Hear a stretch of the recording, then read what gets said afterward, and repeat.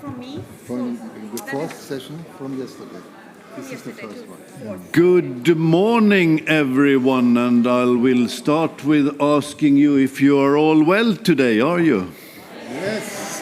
Thanks for your participation in the wonderful, wonderful BSPC family night yesterday in Badhuspaviljongen and in Pommern. Thank you for that.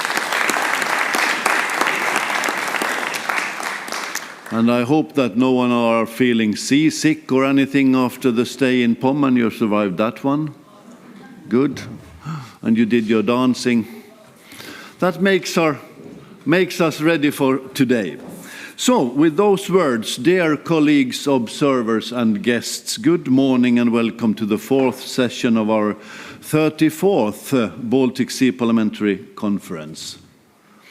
This session is devoted to geopolitical challenges, safeguarding democracy and stability in the Baltic Sea region, in the light of Russia's war of aggression against Ukraine and the increased threat Russia poses to Europe. The strategic importance of the Baltic Sea region has grown considerably. As was emphasized yesterday in several speeches and contributions to the debate, many of the speeches yesterday left memories we'll never forget, I think. It's very touching. On the one hand, the region remains vulnerable to aggression and hybrid attacks. On the other, it also serves as a source of vital initiatives aimed at strengthening defense, resilience, and democratic values. If we're not fighting for peace, then what should we fight for? The Baltic Sea is not only a front line of geopolitical tension, but also a testing ground for how we can align environmental sustainability, security, and democracy. Today's discussion is therefore urgent and forward-looking. We will begin with keynote speeches by three distinguished politicians, Mr. Egils Levits, Mr. Pekka Haavisto, and Mr. Jaroslaw Wałęsa. I'm honored to co-chair this session together with my esteemed colleague Bryndís Haraldsdóttir from Iceland, and of course the one and only Bodo Bar from Schwerin. Before we begin, let me also kindly remind all participants to use the request for the floor cards if you have not registered in advance and wish to contribute after the addresses. The floor will be given in the order of registrations by email and then by the cards received by the Presidium. So thanks for listening and have a fantastic day now.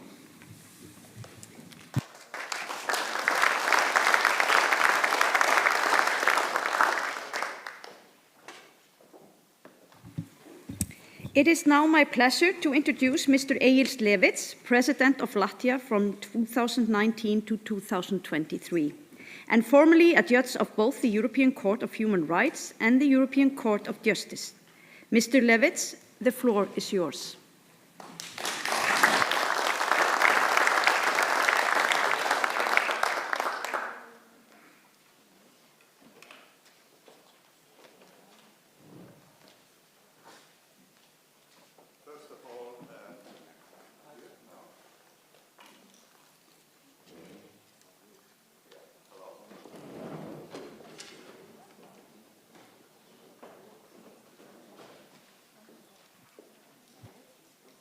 Oh, no, they're there as well. Okay.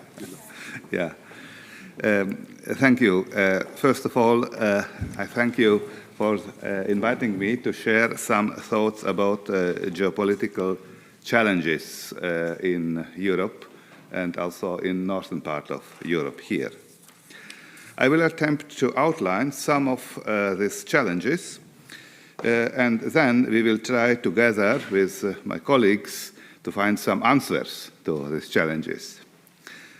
First of all, I would like to note that the geopolitical situation globally in Europe and in the Baltic Sea region has changed dramatically in recent years. And this change is characterized by three factors. The first challenge is that Russia has embarked to an aggressive imperialist course. The aggressive policy of this autocratically ruled country is manifested today not only in its brutal attack to Ukraine, but also in more hidden forms of hybrid warfare. Moscow deliberately uses disinformation, cyber attacks, economic pressure, and influence on various political groups in an open democratic society to undermine the stability of Western democracies. In addition, Russia is showing its military presence in the Baltic Sea and other strategically important regions. Through maneuvers, border violations, and the deployment of new weapon systems, the Kremlin is sending clear signals. It wants to demonstrate its power and intimidate Europe, especially the Baltic Sea states. The Kremlin's policy is based on the assumption that weakening Western alliances and creating uncertainty will consolidate Russia's power and expand its sphere of influence. The second challenge is a division of the West. The United States, which has for a long time exercised benevolent hegemony over Europe and largely ensured its security, has shown increasing disinterest towards Europe since President Trump took office. This foreign policy shift goes hand in hand with the erosion of liberal democracy and growing authoritarian tendencies in the United States itself. The confrontational speech by Vice President Wałęsa at the Munich Security Conference in February is a good example for what the US government, which can count on the support of a large part of the US population, thinks on Europeans' ideas about democratic, social, and political order. This manifests a disregard of the facts, including the fact that rewarding Russia for its unjustifiable war will encourage its aggressive imperialistic policy. This will increase the threat to European security. Furthermore, accusing the victim of this war instead of the perpetrator reveals a moral attitude that is no longer in line with European understanding of justice. In general, it should be noted that the social transformations of recent years have led to increased polarization and fragmentation in both the old and the new continent. Populist movements, disinformation, and growing skepticism towards democratic institutions are making it more difficult to find common positions. This is creating a climate of strategic uncertainty in which we now find ourselves in Europe. The third geopolitical challenge, alongside Russia and the United States, is the emergence of a certain crisis of liberal democracy as our social and political system. I have already mentioned Russia's hybrid war against democratic states as an important factor in the current geostrategic uncertainty. Russia has masterfully learned how to attack open Western societies by non-military means. It has discovered the weak spot of democracy, the public discourse. Public discourse, is actually the essence of democracy. At the same time, it can serve as a gateway for foreign anti-democratic narratives. One of the most important Russian tools is propaganda, but much more effective, however, is the covert insertion of narratives into the democratic public discourse that support a Russian point of view. To do this, Russia makes use of both agents of influence who are aware of their role and sometimes they are paid for this, and a considerably larger group of well-meaning people who do not understand the background or don't want to understand it, and they are objectively working to undermine trust in liberal democracy in Russia's interest. Much has been said and written about the influence of Russia, but also of China and other aggressive autocracies on democratic discourse in Western democracies. Therefore, I would like to mention two institutions in this region that deal with disinformation in a broader context and in a scientific and professional manner. The first is a NATO Strategic Communication Center of Excellence in Riga, Latvia, And the second is the European Center of Excellence for Countering Hybrid Threats in Helsinki, Finland. And yesterday we heard one representative of this center in Helsinki, Jukka Savolainen, about the hybrid threats in our Baltic Sea region. Both are among the world's best professional institutions specializing in this field. They also publish various documentations for the general public. Colleagues are welcome to visit the homepages of these two institutions. Ladies and gentlemen, however, the cracks in the foundations of liberal democracy, which until recently appeared stable, run deeper than is commonly assumed. I would like to point out a very specific, less noticed aspect of the current crisis of liberal democracy. It is about the fact that a part of Western society is slowly moving away from the pattern of rational thinking that has prevailed, at least in the public sphere, since the Enlightenment. And I would like to emphasize that this deeper crisis cannot be attributed to the Russian influence, the Russian subversion. As some social philosophers believe, it is inherent in our rational thinking itself. One can start with Immanuel Kant. According to him, humans are free. Freedom is an essential characteristic of humans. But at the same time, humans should exercise their freedom reasonably. However, what is reasonable is determined by a specific method, the method of rational thinking. And in many areas of life, what is rational is determined by science. As early in the 1970s, the postmodernist French philosopher Jean-François Lyotard spoke of reasons and science, I quote, as forces for the oppression of society. While these doubts about the rational thinking of the Enlightenment were initially cultivated only in intellectual circles for a long time, they became a politically relevant issue in the middle of the last decade. President Trump's first election, but also Brexit, were catalysts for this. The slogan of alternative facts provided the impetus and legitimacy to question or even deny facts that had been scientifically established with good reasons, and consequently to doubt science and rational truth. We can also speak of pandemic of factor systems, for example, regarding vaccinations or the man-made causes of climate change. Yesterday we also spoke about the climate change. Or regarding the denial of the Russian threat to European security and freedom. But rational thinking, and science in particular, does not claim to have discovered the absolute truth. However, at a given moment in time, it is an evidence-based truth with good reasons behind it. This can change, however, if new rationally verifiable evidence and reasons emerge. In this non-absolute, modest sense, rational thinking adheres to the concept of truth, and thus differs from irrational thinking, from personal truth that is not based on evidence.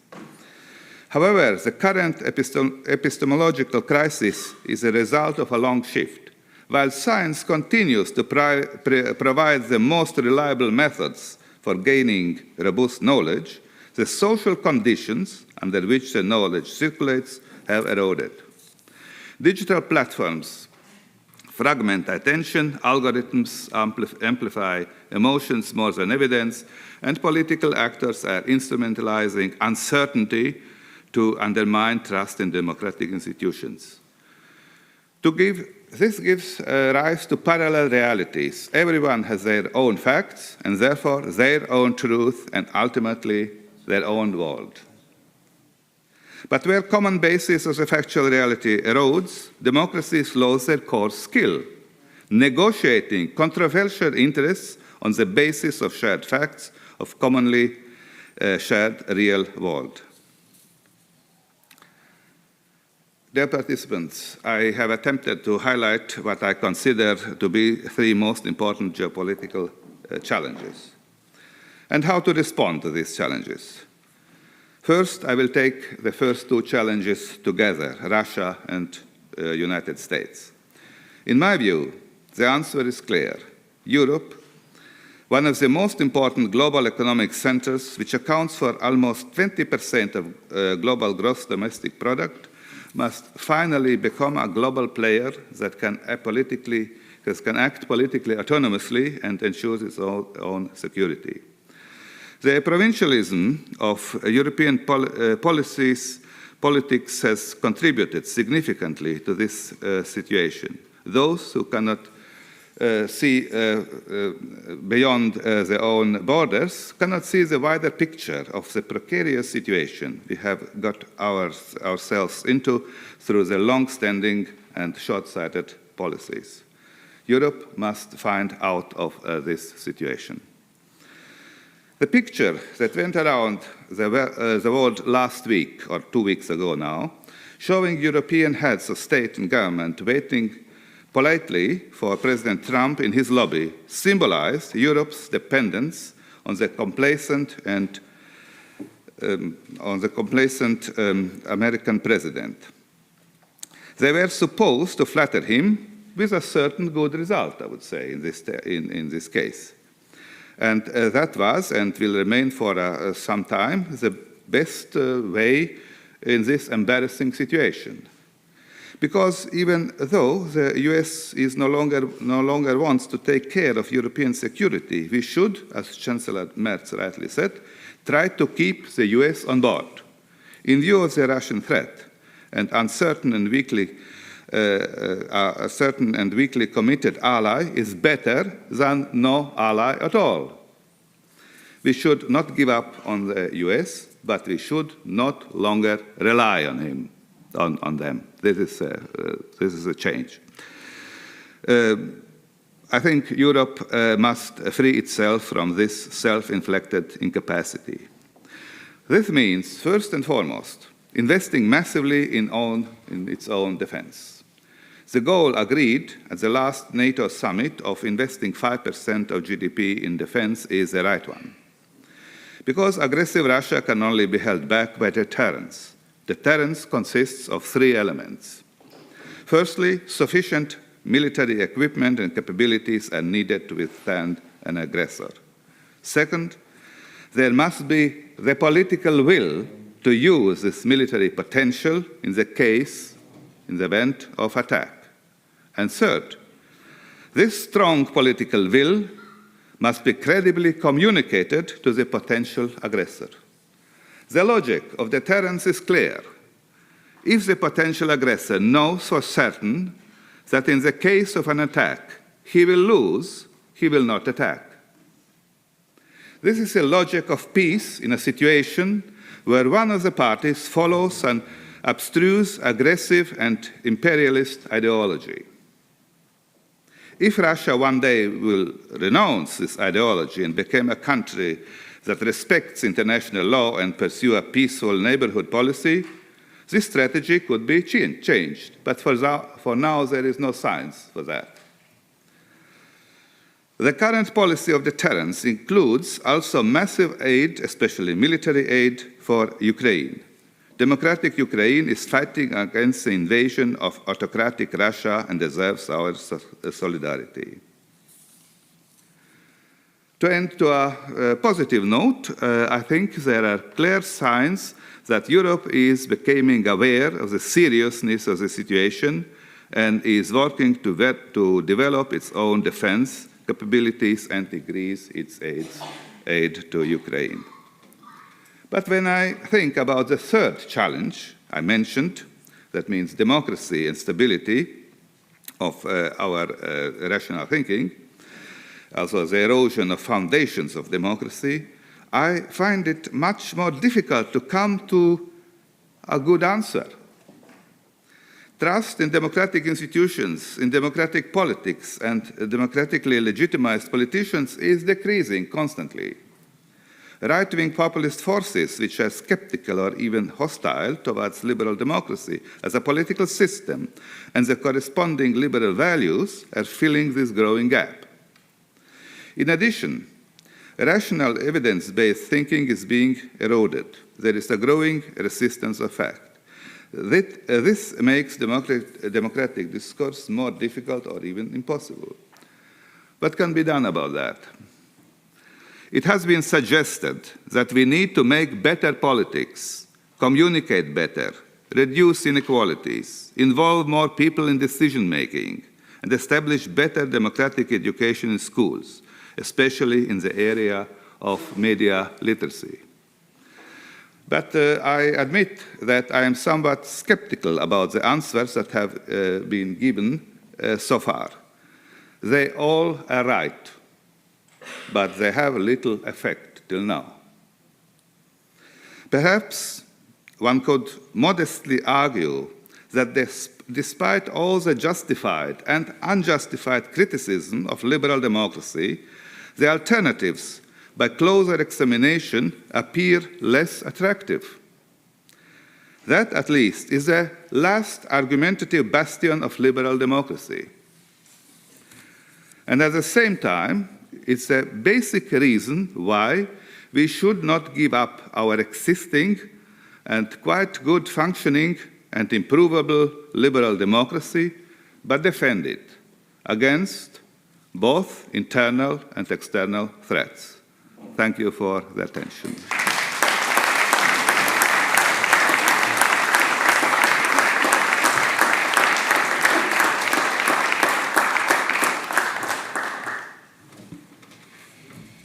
Thank you, Mr. Lewis, for this very important remarks. And it shows how important it is for us to be here together to discuss exactly this. But our next keynote speaker will be Mr. Pekka Haavisto, dear friend of Åland since many years back, former Minister of Foreign Affairs of Finland, 2019 till 2023, and former Minister of the Environment and Development Cooperation. Mr. Haavisto, please, the floor is yours.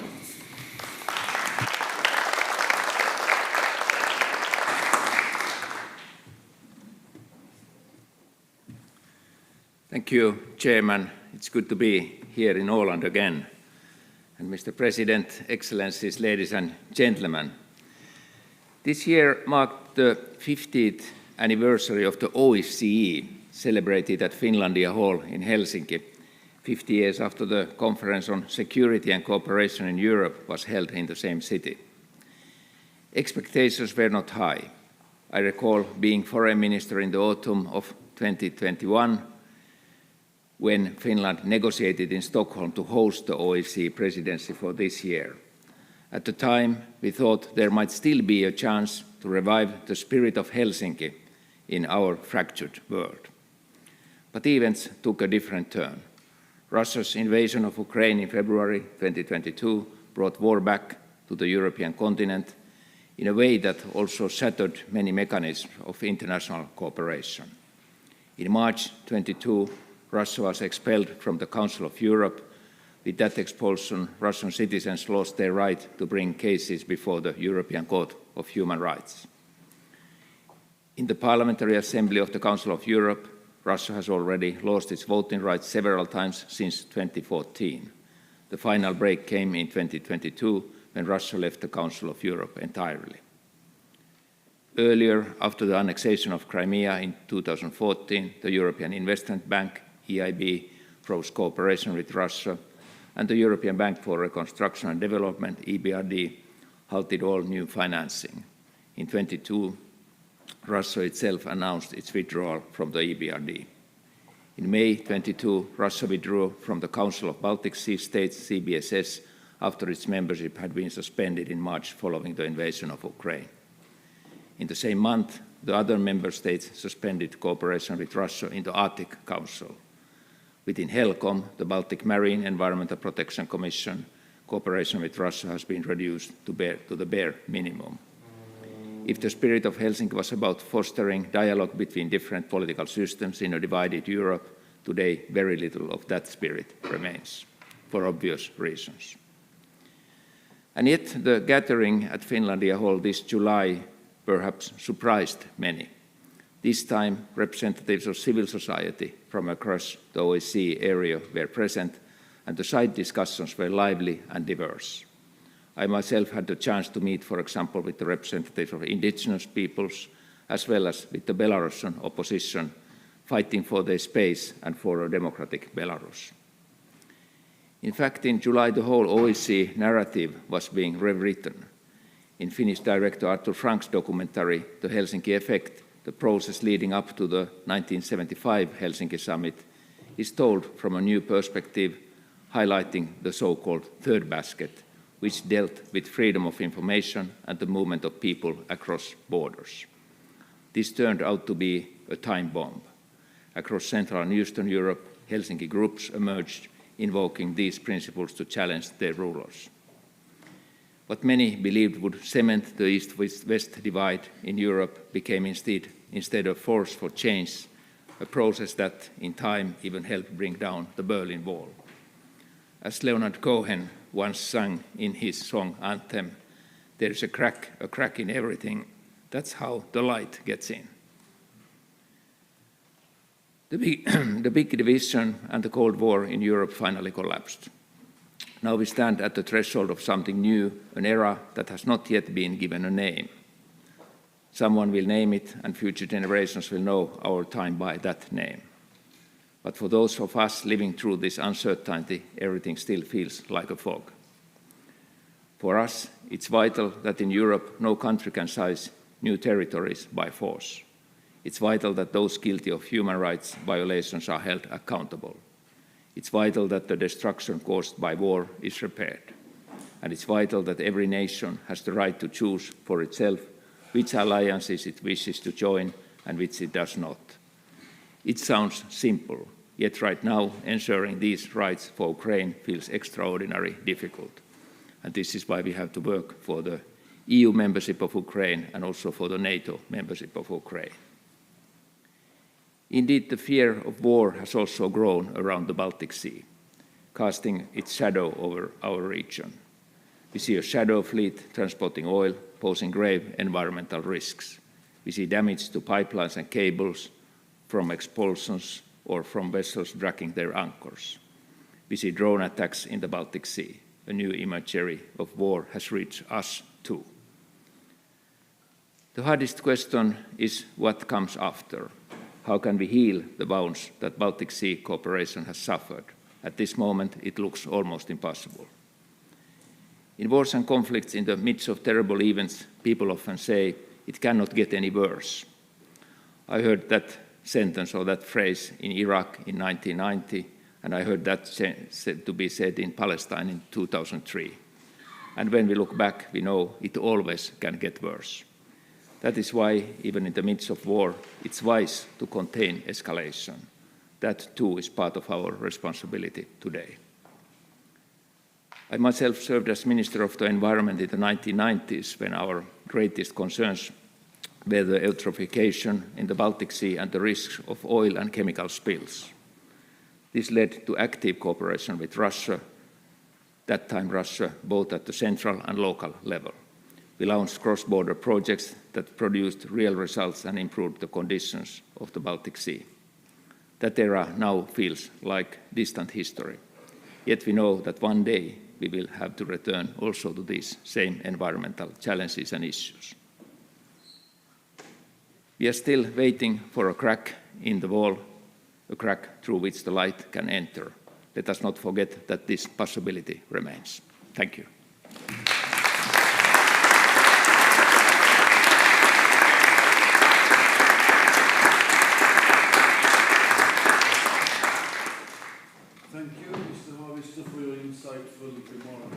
Thank you, Mr. Haavisto, for your insightful remarks and for sharing your long-standing experience in international affairs. Please. Our third keynote speaker is our good friend here in the BSPC, Mr. Jaroslaw Walesa, member of the Sejm of Republic of Poland and former member of the European Parliament. Mr. Walesa comes from Gdansk, a city symbolic of the democratic struggle in Poland. As the son of Lech Wałęsa, the first president of Free Poland, his personal and political background is closely interwoven with Europe's democratic transformation.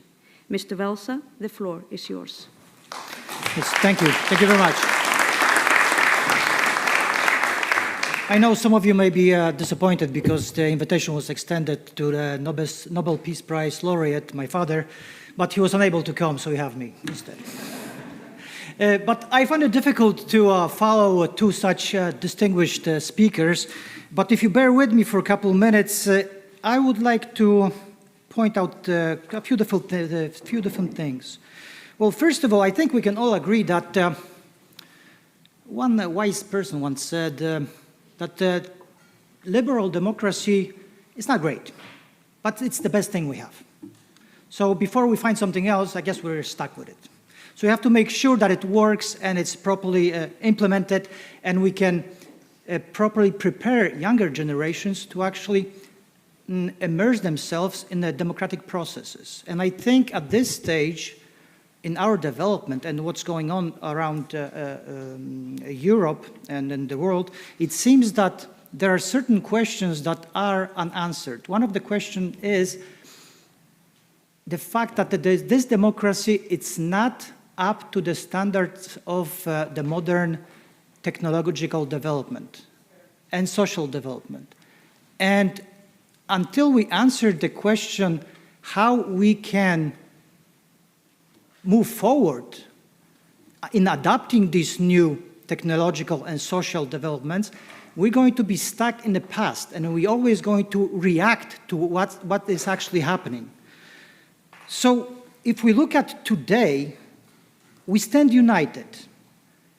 We not only defend our shores, but also we need to strengthen these very democratic ideals that bind us together.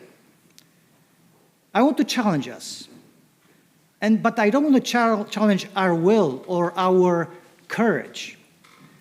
But I want to translate this resolve into thriving and participatory democracy. Because on the one hand, our achievements of the past few years shine very brightly. If you look at Finland or Sweden, their accession to NATO transformed Baltic from this vulnerable flank into a secured lake. Our defense budgets have risen. Joint exercises are multiplying, and the Baltic defense line stands as a powerful warning to any would-be aggressor. We have unshackled our energy grids from dependence on Russia, electrifying our path to genuine independence. Yet I believe our strategy is incomplete, and at times too defensive.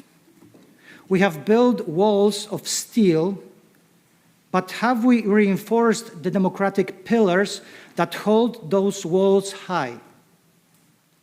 First, we cannot rely solely on tanks and missiles.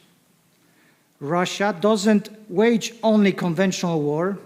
It wages war like hybrid war, flooding our information space with lies, probing our cyber defense, and currently sowing discord. Yes, we've reacted with stronger firewalls and sanctions, but reaction alone cannot secure us. We need a unified, proactive shield shared by cyber intelligence, rapid response teams for disinformation, and binding agreements that close legal loopholes on underwater infrastructure. Our critical networks, ports, cables, grids must be guarded as fiercely as our borders. Secondly, the health of our democracies is as crucial as any troop deployment. Populist rhetoric, economic anxiety, and political fragmentation threatens to hold out our societies from within. High inflation, recessionary pressures, and the burdens on defense spending are real stressors on families and businesses. We must bolster civic institutions, invest in independent media, fund grassroots nonprofits, support civic education in schools, and ensure transparent budgeting that puts citizens at its center. An engaged electorate equipped with media literacy is the strongest deterrent against foreign subversion. Firstly, our efforts remain too fragmented. Military cooperation happens on one forum, economic recovery is another, environmental protection is a third, but our security is holistic. Digital platforms carry out commerce and our debates. Economic fairness fuels social cohesion. Environmental resilience underpins public health. We must forge an integrated Baltic strategy, where defense planners, economists, environmentalists, and democratic rights advocates collaborate under a single charter. Only then can we anticipate threats across domains and mount responses that are equally versatile. So let us applaud our victories. Yet, let us not shy away from candid self-critique. The Baltic Sea region is more than a strategic theater. It's a living laboratory for democracy. To safeguard our peace, we must cultivate our open societies with the same determination we have applied to our defenses. Let us renew our pledge, not only to deter external foes to empower every citizen, strengthen every institution, and nurture every right that defines our democratic way of life. I think it's very important if you think about it. I know that most of the things I said today has been said yesterday. Jörgen, you said many things that actually inspired me to prepare this speech. And my colleagues just before me, I repeated many things you have said. We are supposed to talk about democracy, but if we can't take out democracy and put it in an empty space, we have to include all of these simple steps to make sure that the holistic approach to things is understood on a broader scale. That's one thing.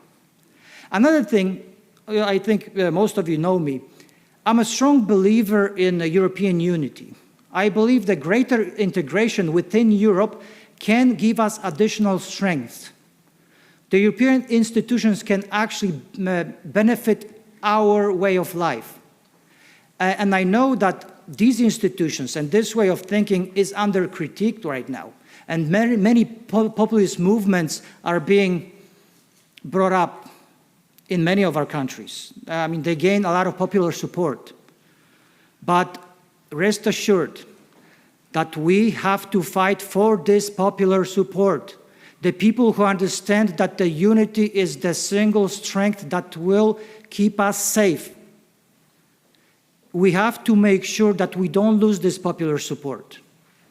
But I am very concerned that we, the politicians, elected politicians, we are sometimes stuck in a bubble, maybe of our self-imposed disinformation. We have to step out of this bubble. We have to go to the people. We have to understand what their concerns are. We have to address these concerns. We have to be with the people. I know it's a very easy thing to say, but we tend to forget in the rooms like this that the world is not here. The world is outside. And we have to answer the concern of our citizens. And the democracy is under threat. That's my strong belief. We have to make sure that democratic institutions are protected. And maybe, at times, the new way of thinking is introduced. Thank you very much.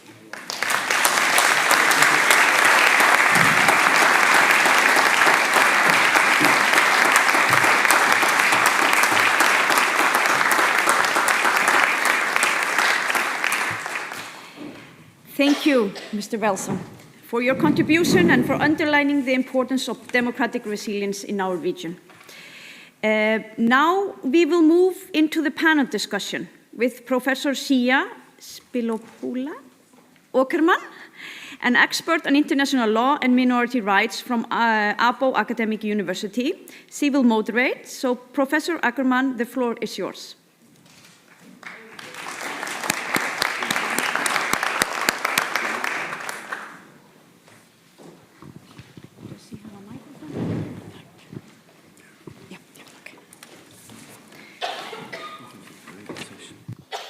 Thank you very much for this great honor to be here with many distinguished colleagues and politicians and experts from various fields.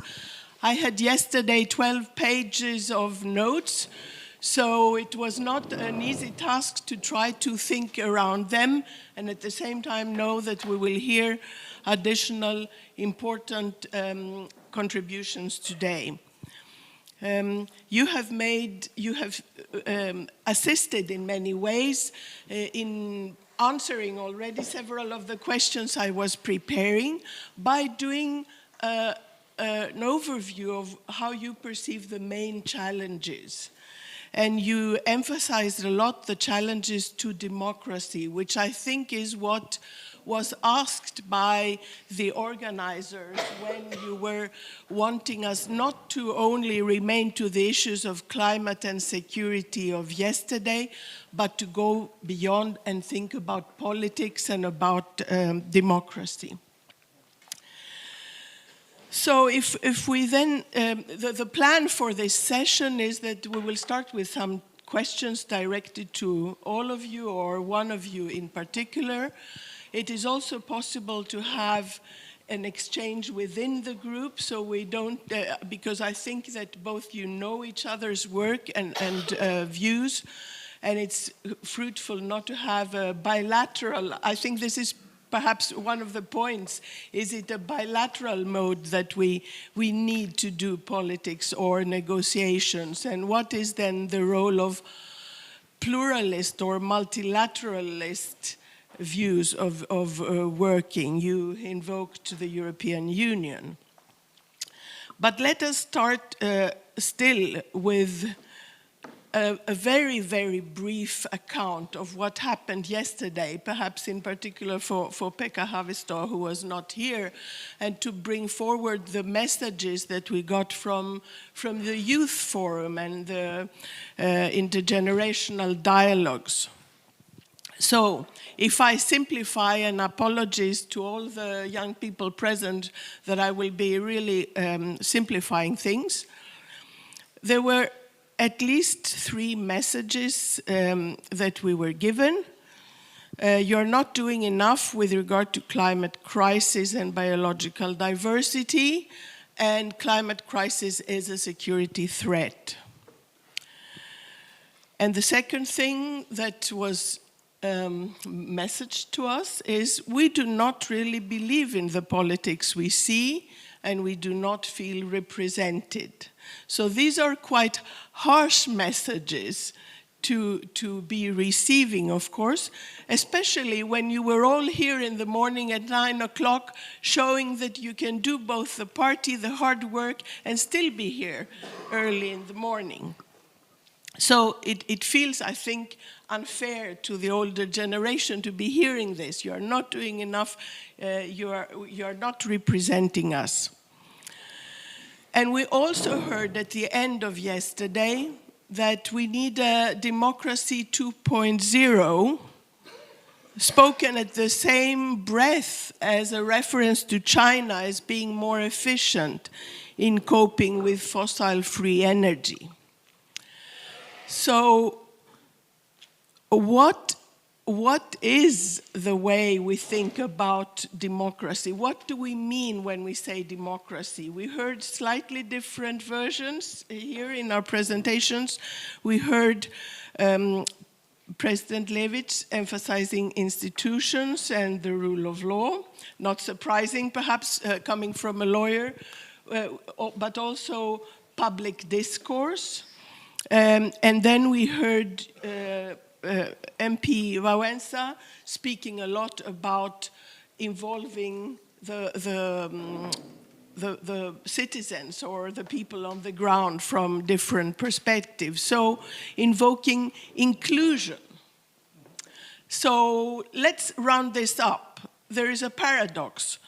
Democracy should be more inclusive, hearing more, considering science more carefully, i.e. it needs more time, more discussion, and more consideration, and at the same time should be more efficient and deal resolutely, many of you said many times, resolutely, clearly, communicating clearly with these challenges. How then would you, and this is a question to you all so that we can have a common discussion, how do we deal with this tension between efficacy and resoluteness and inclusion, consideration, and facts on the other side? Would you like to start? Well, I'm going to be a bit boring, actually. We have to start with education. We have to start at the very young age. We have to bring up a person that is aware of his or her environment. We have to bring up a citizen that knows his or her responsibilities, not only rights. Because I think right now we have a big problem with the younger generation that they believe that they have right and only rights. And I agree, fight for your rights. It's very important to defend your rights. But with rights comes responsibilities, citizen responsibilities. I always say a very simple anecdote when I meet with young people. In order for you to be sensitive enough to respond to the social and political pressures, you have to answer yourself a very simple question. When you walk down the street from your house, and you see a piece of paper, rubbish, do you feel inclined to bend over, pick it up, and throw it in a trash bin? If you do, then you have the right to actually answer yourself this. Yes, I am aware that the world will be a better place if I see a rubbish on the ground, because that's how it starts. If you see this piece of paper, then you can answer yourself if the roads in your city are in the proper condition, if the social services are in the proper conditions, if the politicians in your city councils are actually responding to your requests and whatnot and what. You start from the very piece of paper on the ground, and then you build yourself up as a citizen. And it's to conclude, it's important for the older people like us, politicians and the teachers, to actually prepare programs that allow you to develop as a person and develop as a citizen.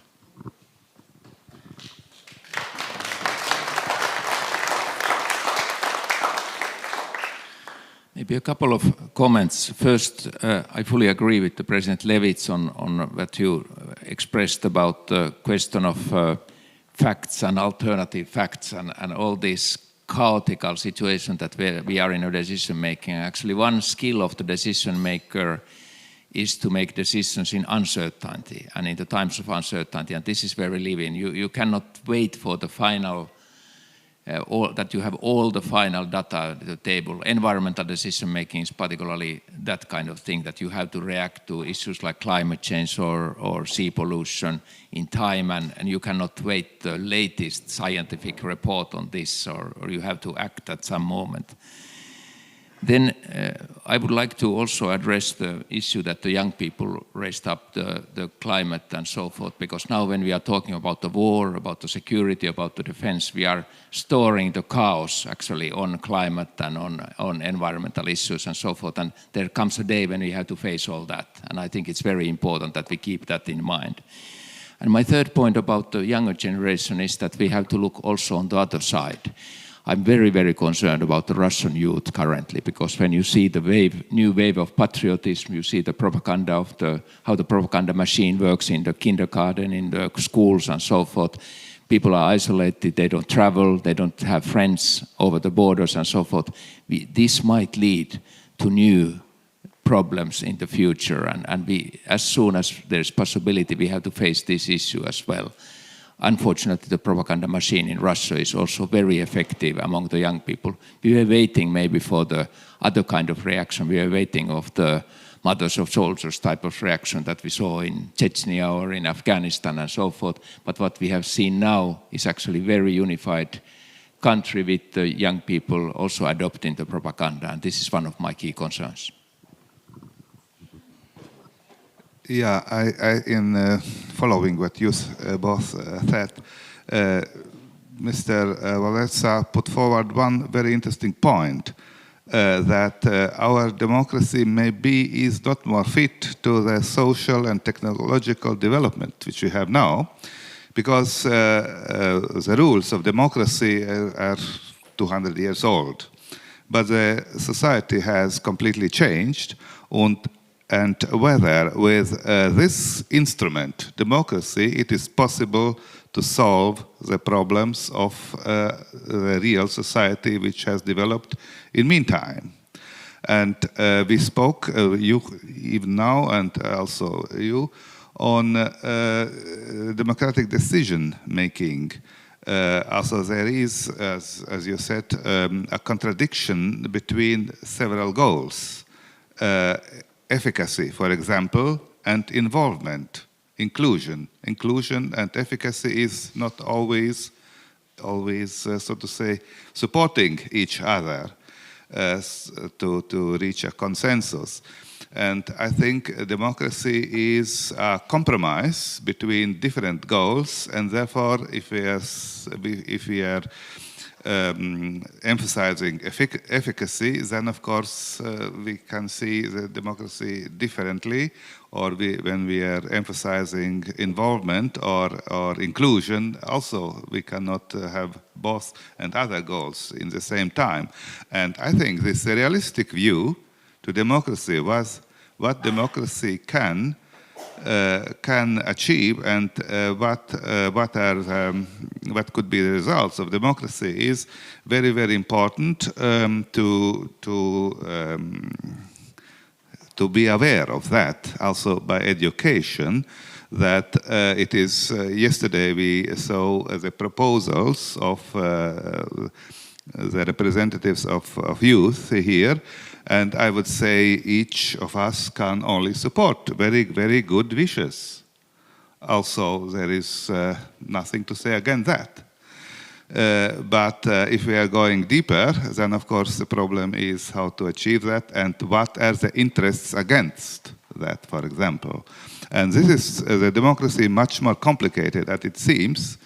And I think real democratic education is to bring the people to see democracy more realistic, as it what democracy can achieve and what not.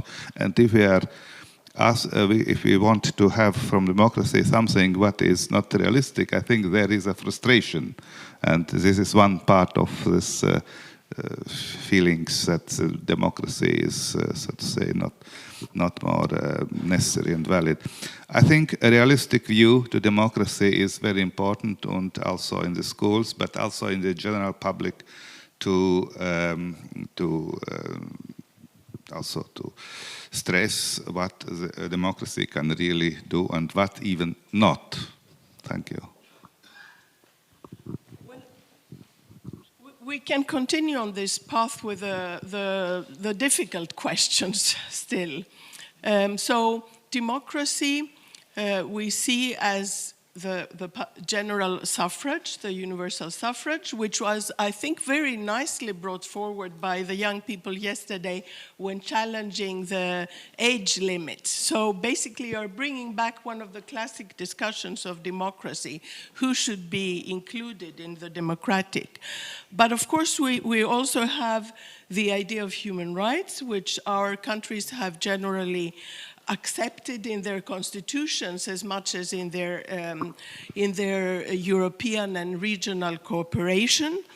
And in addition, which I think responds to the concerns of President Levits, strong institutions which may then complement what is possible to achieve by democracy. And you refer to some such institutions in this high-tech world of cybersecurity and digitalization, for example.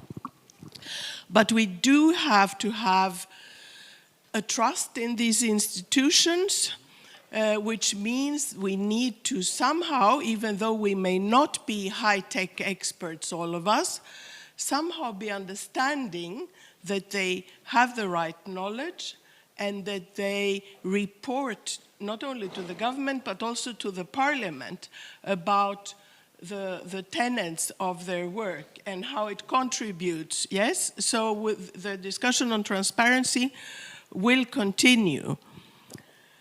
However, if I think on the discussions on the pandemic, but also on the very strong discussions in Finland concerning how far would limitations to right go. And this is a little bit this uncertainty situation that MP Haavisto was talking about. We do not know really what will work and exactly how things will evolve. Still, the principle of cautiousness prevailed at that time. With regard to the discussion on instrumentalized migration, it seems to me that we are going very far in our limitations of rights and also leaving aside international obligations. And I also refer to the letter of 9 I think it was 9 European leaders that have been questioning the position of the European Court of Human Rights to which you have served. So are parliamentarians receiving the right information? Are they able to control? And are we upholding the tenets of human rights that we have committed to in our constitutions, but also in the European cooperation? Shall we start the other way around? Start with the lawyer this time? Yeah, thank you very much. Also, in fact, we are speaking on democracy, but democracy is abbreviation. Our political system should be called with a full name. It's a democratic constitutional state, which consists of 2 pillars. One is democracy, that means through elections the will of the majority prevails, and the other is constitutional, that means rule of law. And rule of law is a restriction to democracy. It is not possible to do all what the majority want.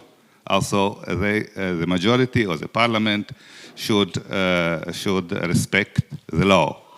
And altogether, this is a very complicated mechanism, and the constitutional courts, or in Finland, for example, Supreme Court is in the middle of this, between the 2 pillars, to decide on that, what more emphasize to democracy or more to the rule of law. And this makes our political system more complicated as it already is. And but you mentioned this letter of the 9 prime ministers, including Latvian prime minister, on the instrumentalizing of migration. And I think human rights. In order to realize human rights, it is necessary also to not to allow the misuse of rights and misuse of human rights, includingly. And I think this consideration was behind of this letter of 9 members of 9 prime ministers. Because it is an organized immigration against the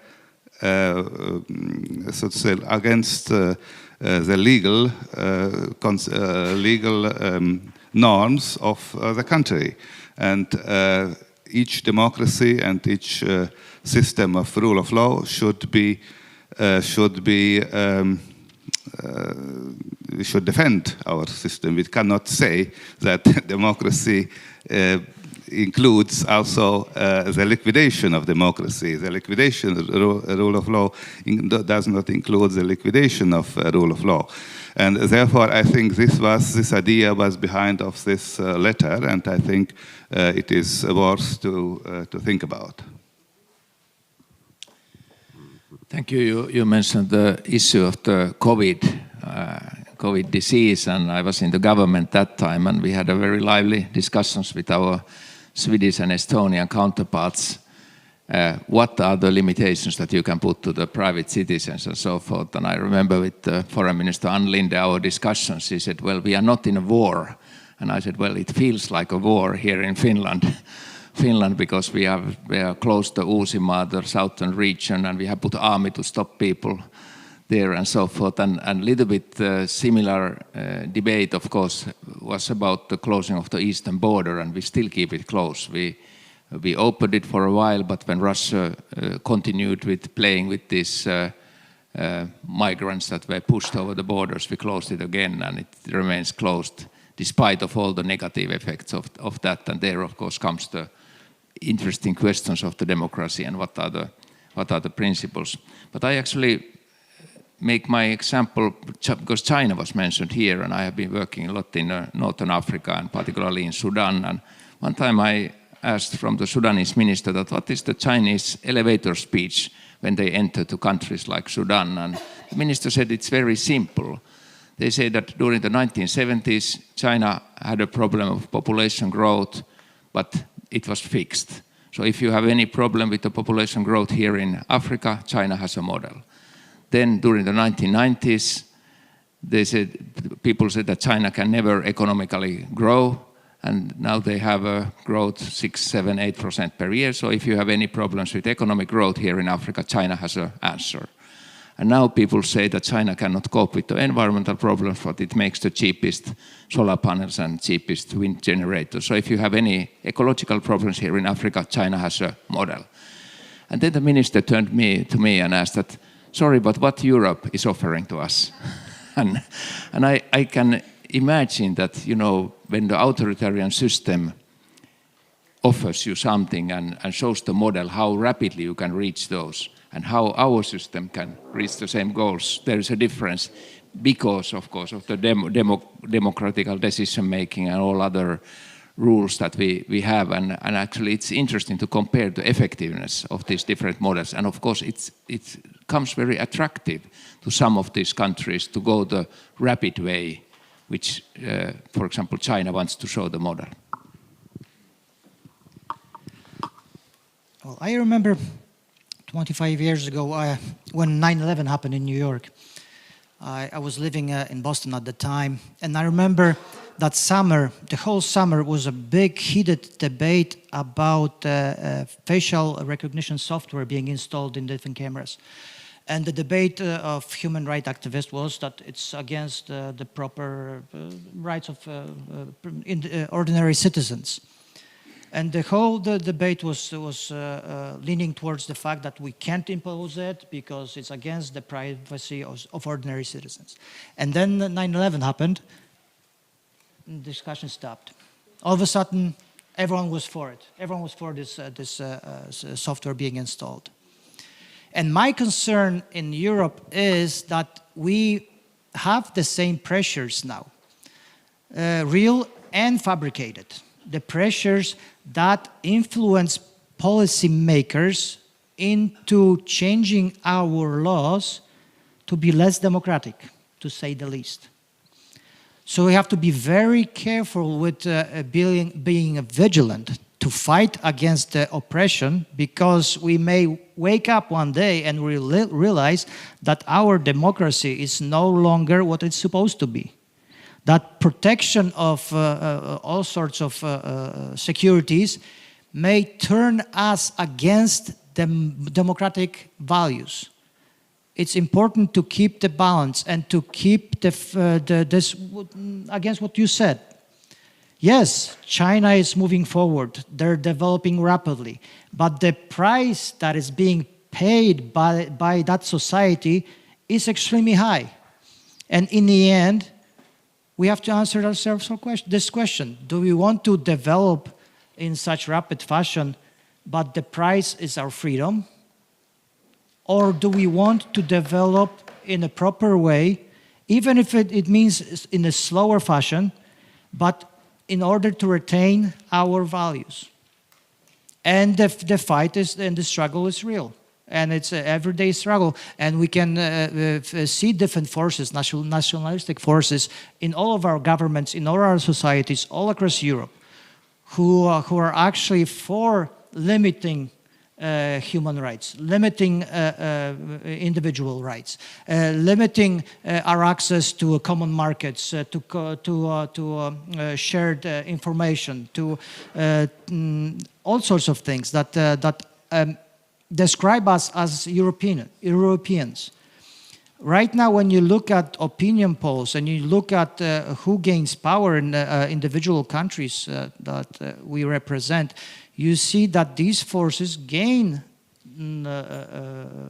notable support. How to fight these forces? With the transparency, with the proper information, with inclusion of every single person. If we keep that in mind, then everything, I think it's going to move in a proper fashion. But the struggle is not only real, but it's always going to be more difficult for people who are for liberal democracy that are posed against people who are against it to some degree. It's always going to be tougher for us to defend our values.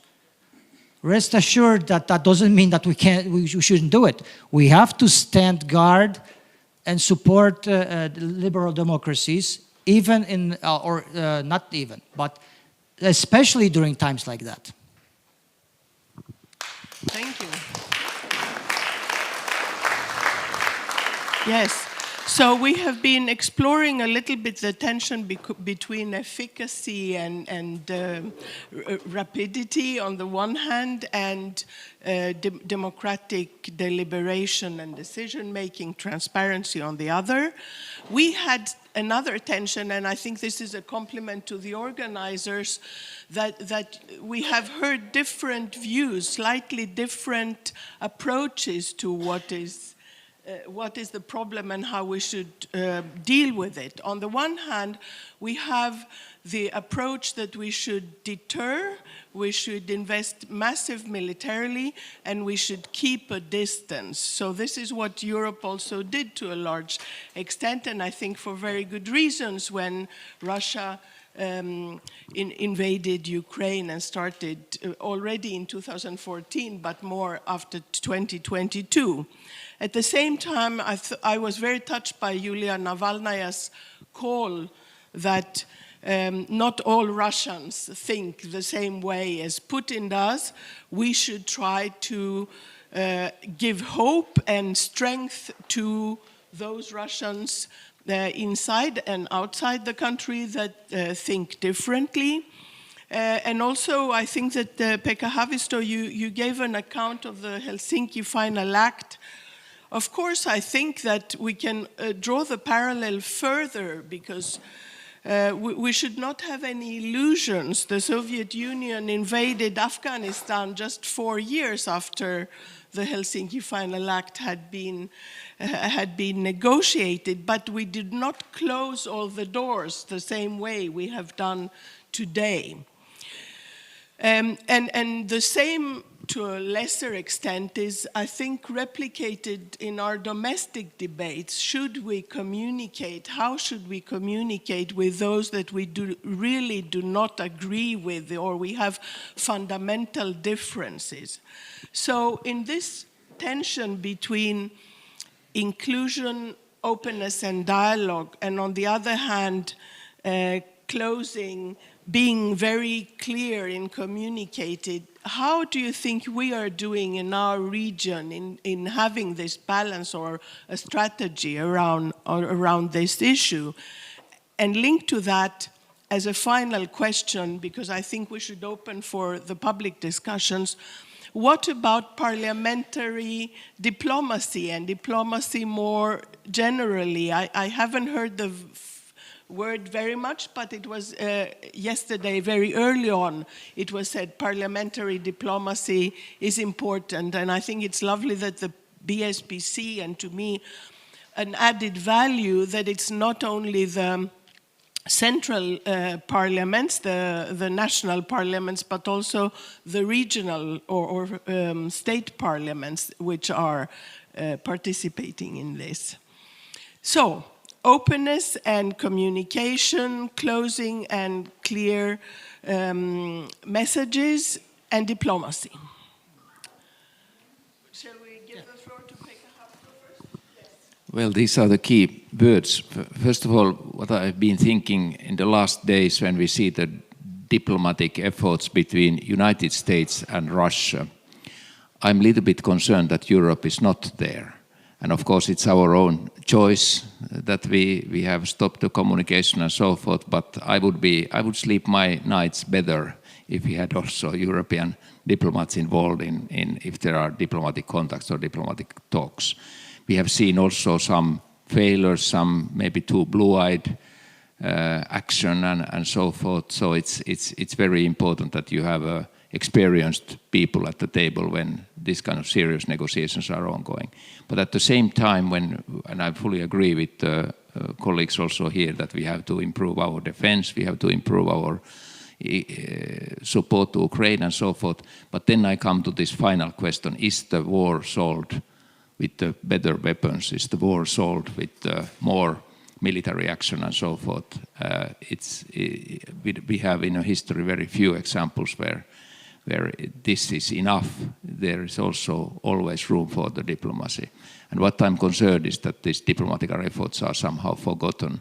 And usually now when we see this kind of working method that we start with the handshake of the heads of the states, and we do not have the groundwork of the diplomats or the lower levels, we might end to big difficulties. So I still believe to diplomatic efforts, also sometimes silence diplomacy is very useful. If you look the end of the Vietnam War and so forth, it was not the first thing, the handshake, but the last thing actually after very skillful and complicated negotiations. And I'm still thinking that there is room for those issues, despite the fact that we have also to keep some of the key principles that we have been discussing here. What is the future of Ukraine?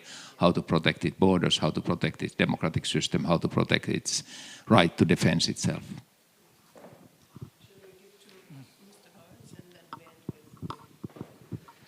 Well, I cherish my experience in the European Parliament. I was a member of European Parliament for 2 terms, and I have learned the value of a compromise in European Parliament. I truly learned that the compromise is sometimes the worst thing possible. But most important thing is that no one is satisfied with the compromise. That means it's a good compromise.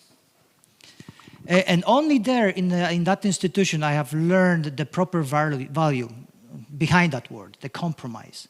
Because on national politics level, it's sometimes a tour de force of the majority parties not listening to the other side. You know, you force your own ideas, and well, that's the nature of politics.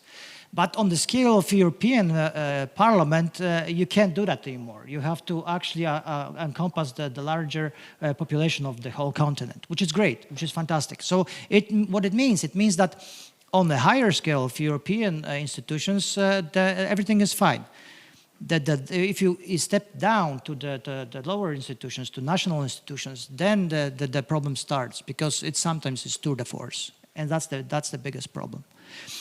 But also, since this is going to be my last intervention, I like to point out a different thing that's obvious, but we haven't talked about it this year, which is birth rate and migration pressures.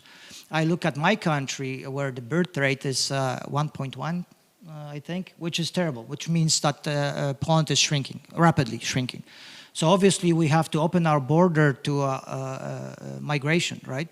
Migration, the best would be from the neighboring countries, right? From Ukraine, from other countries that are similar in cultural and historical heritage.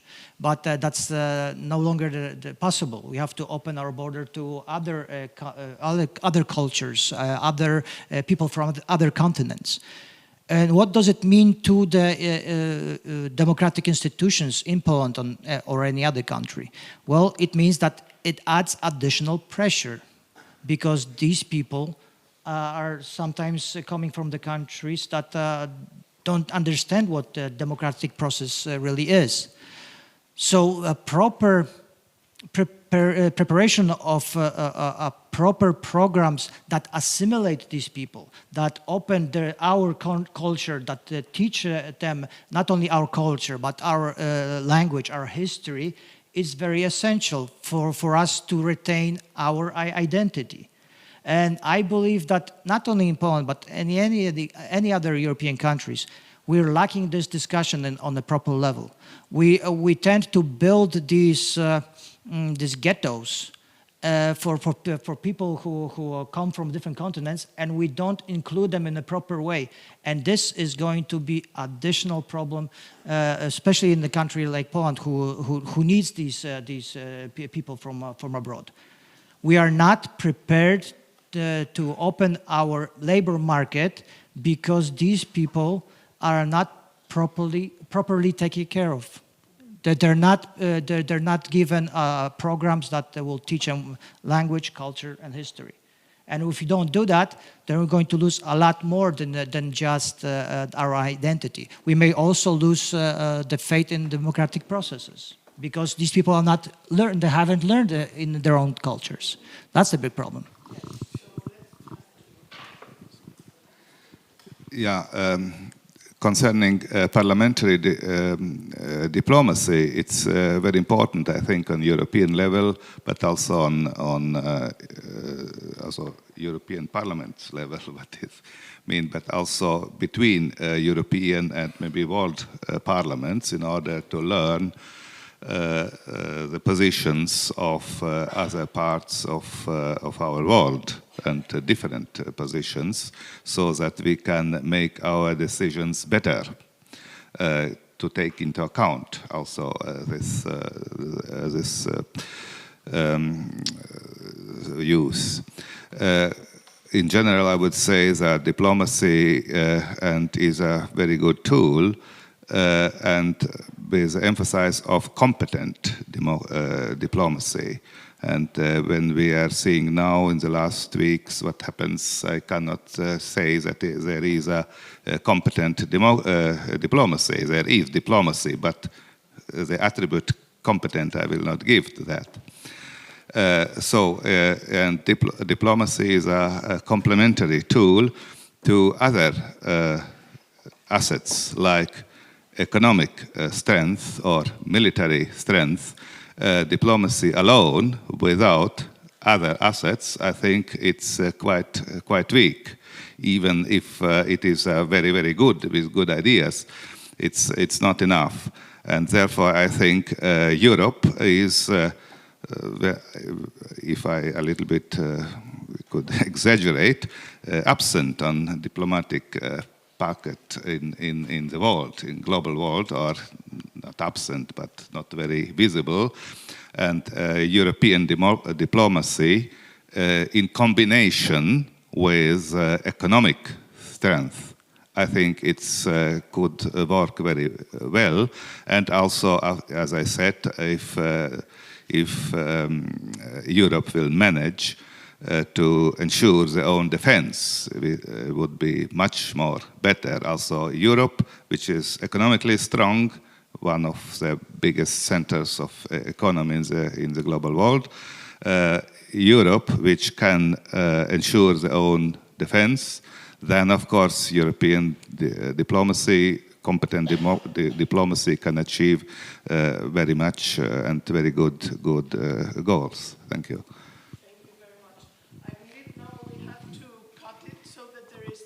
I believe we have to cut it now so that there is time for questions and remarks from all the participants. Thank you very much.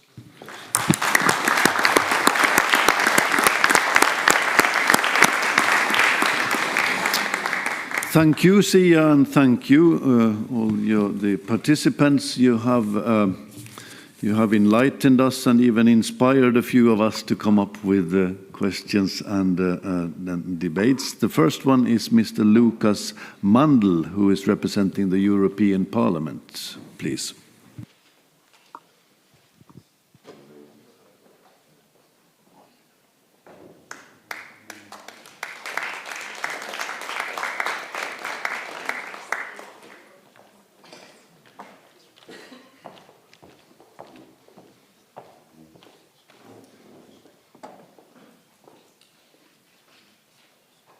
Everybody, sorry for the patience I required from you coming down from the gallery. For next year, I would recommend to have all parliamentarians on the same level in this beautiful parliament, since parliamentarism would be part of the solution.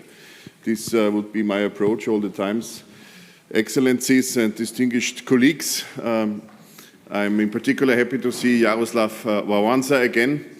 We were not only colleagues from 2017 to 19 in the European Parliament, we also had our offices next to each other. And I'm happy to see how much you're keeping up democracy as a parliamentarian still, since parliamentarism would be part of the solution. And as Ms. Åkermark has stated, parliamentary diplomacy would be part of the solution. This is what I strongly believe in, and this is what we exercise these days here on the beautiful island of Åland, and this is worth it, because what's at stake is our civilization of freedom, of dignity, of rule of law, and of democracy.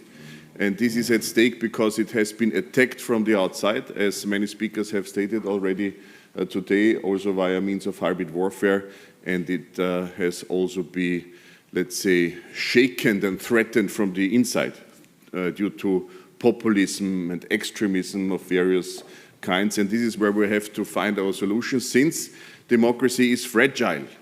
We must not forget this valuable tool of democracy coming along with dignity, freedom, etc. is fragile, and this is why it needs our support, our help, also for future generations, and parliamentarism would be part of this exercise. I highly appreciated that Excellency, distinguished President Levits has mentioned Immanuel Kant, and it's also a bit ironic, since I have heard representatives of Putin, Russia's regime, claiming Kant for themselves, but they are not exercising in any way the philosophy of Kant in their true policies. Kant is speaking about freedom, as President Levits has stated, and he has also added the dimension of reason. And I also want to add the dimension of responsibility. We have to conduct freedom with responsibility, also requested from others, and do it ourselves. It's also connected to the rubbish in the streets, Mr. Wałęsa has stated, and this is what's connected to strong citizenship, to persevere freedom in order via conducting it with responsibility. In the word responsibility, there is the word to respond, the word of response included, and it means that we should be able to respond what we have done with our freedom, and what we intend to do with our freedom, and how we want to strengthen the freedom, especially when it comes to the defense of this freedom against all these threats. And Mr. Wałęsa has also stated the steel war on our planet, and this is one dimension of the many economic dimensions that come along with the very issues we discussed today. We must not shy away from seeing the matter of fact that actually Europe had a growth rate since the pandemic of 0.5% a year on average. The USA had in the same time 3.5%, 7 times more, and China even 6%. So we see these rising powers not only rising in their political gravity in our geopolitical sphere, but also in their economic capacity. We are in a strong competition here and we have to strengthen ourselves, and this is why I highly appreciate that the new European Parliament after the last elections, the new European Commission, more and more is focusing on competitiveness, on prosperity, on proper jobs, innovation, production on European soil. We will need it also for the sake of our civilization of freedom, dignity that I have just mentioned before. And part of this economic but also society problem is the demographic winter Mr. Wałęsa has also addressed. And with this demographic winter comes along some necessity of labor migration, but also the threats that come along with irregular migration when it comes to our culture, our languages, and again, overall our civilization of freedom and dignity, which is at stake. This is why I want to share with you a clear message and also an invite. The clear message is that the European Parliament is running now for the third time a special committee. In the last mandate it was called Special Committee Against Foreign Interference. In this very mandate it's called EU Democracy Shield mandate, EU Democracy Shield Special Committee, and this is tackling exactly the problems we have discussed today of hybrid warfare, of disinformation. By the way, the expression of disinformation, I always think, is already pretty euphemistic. It's a nice diplomatic expression for what always was and remains and will be lies, as Mr. Wałęsa has also stated in his speech and again emphasizes now, it's lies. And we must not allow lies to define how we go forward in our societies or with our world. This is why the EU Democracy Shield Special Committee in our European Parliament is important, and the invite would be for all of you. I was myself a state parliament member for 10 years in my home region, Lower Austria, so the invite is really to contribute to the content and to the outcomes, the results of our EU Democracy Shield Special Committee. It will be possible via the channels and opportunities of parliamentary diplomacy, as I have stated in the beginning, and it will be worth it. Because I think future generations will rely not on the extremisms of our time of various kinds, but on the, I would say, decent parliamentary work we do today as we exercise it, especially in this Parliament of Åland in Mariehamn these days. Thank you again. Take good care and let's remain in good cooperation. Thank you, Mr. Mann, for your thoughts. Next on the speaker list is Johannes Grabs from German Bundestag.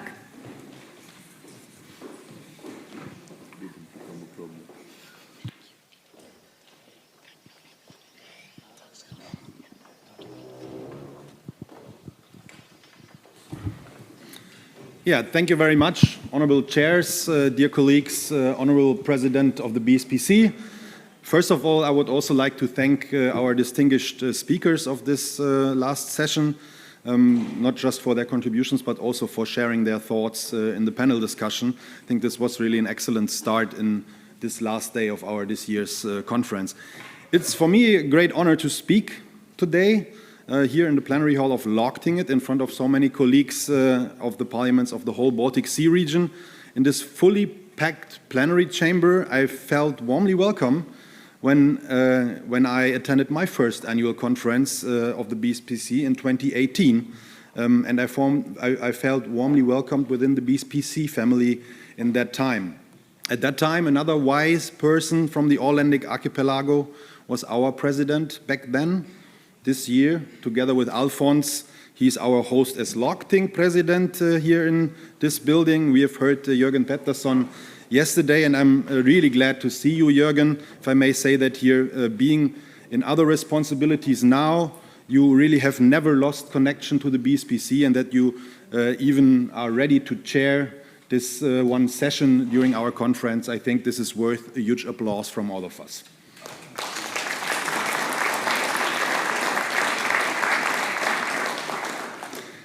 And although most of the faces that you can look at from this speaker's desk here in the plenary chamber were different when I was standing here for the first time, if I recapitulate my impressions from the last days and also the talks that I had with the colleagues,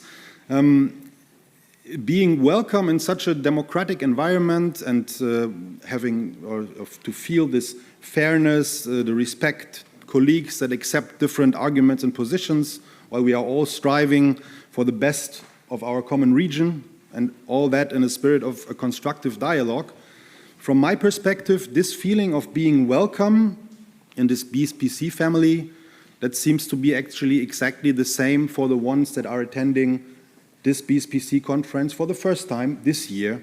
And actually, I think this is a good feeling if we all feel this family BSPC here in Mariehamn. So, dear Mr. President, dear Alphonse, on behalf of the German delegation, I think I can speak for most people here in the room. I already would like to sincerely thank you for organizing this year's conference in such a good way. To you and to the whole team, thank you very much.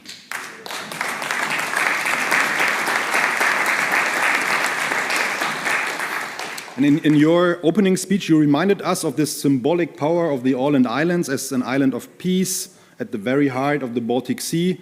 And indeed, it's a fitting place from my perspective to reflect to these biggest challenges that we face today in this session entitled Geopolitical Challenges, Safeguarding Democracy and Stability in our Baltic Sea region. And if we remind us to yesterday when we heard the speech of Yulia Navalnaya here in the plenary hall, I think we might have not shared every single word or every single sentence that she mentioned about Russia to be at the table and if it's about the Baltic Sea region.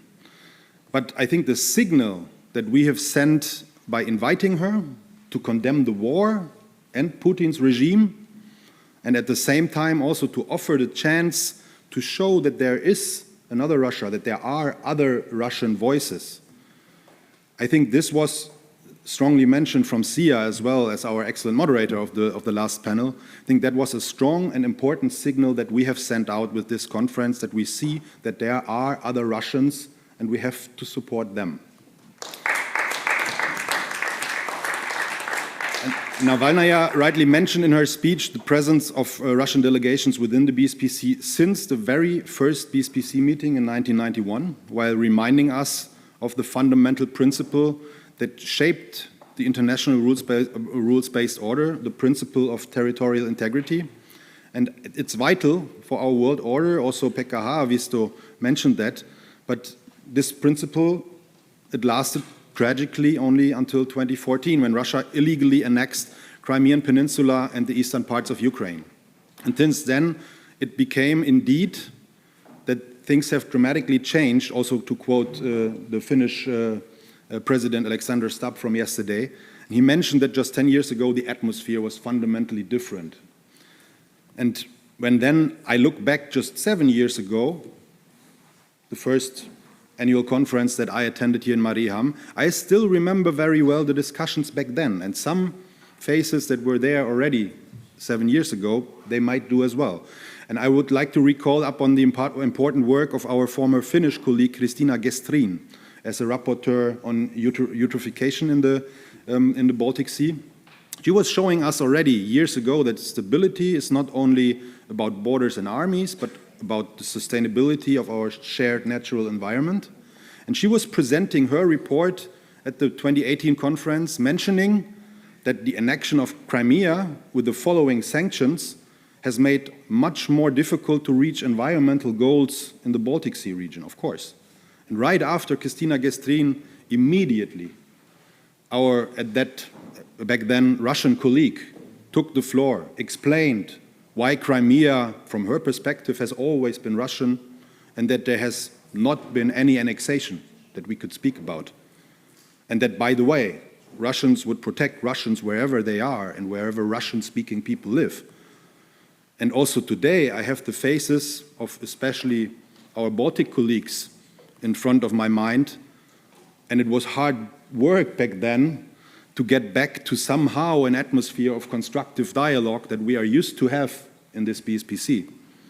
And I think today we have to admit that we should have taken the words of the representatives of the Russian regime for granted much earlier, and we should have been much better prepared for what happened since 2022.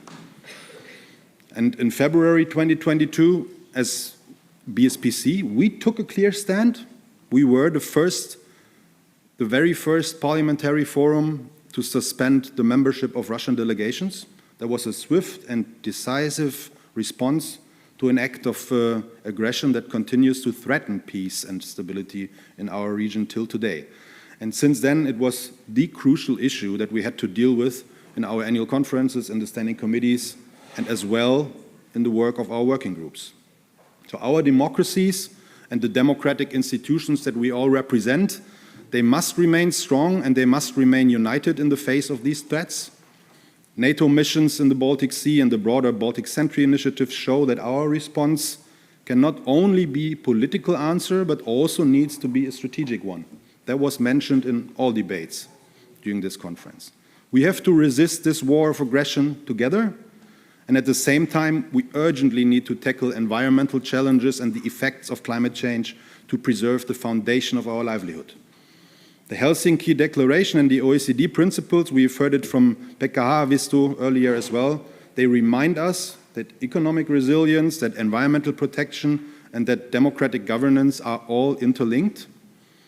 And the Baltic Sea interlinks us, it connects us, but it also calls upon us to act together, to safeguard democracy, to preserve peace, and to ensure that future generations will look back at our conferences and they will read our resolutions that we adopt as part of a common answer against aggression, and hopefully also as a moment where unity of the democracies was stronger than the imperial aggression of autocratic regimes. Thank you for listening.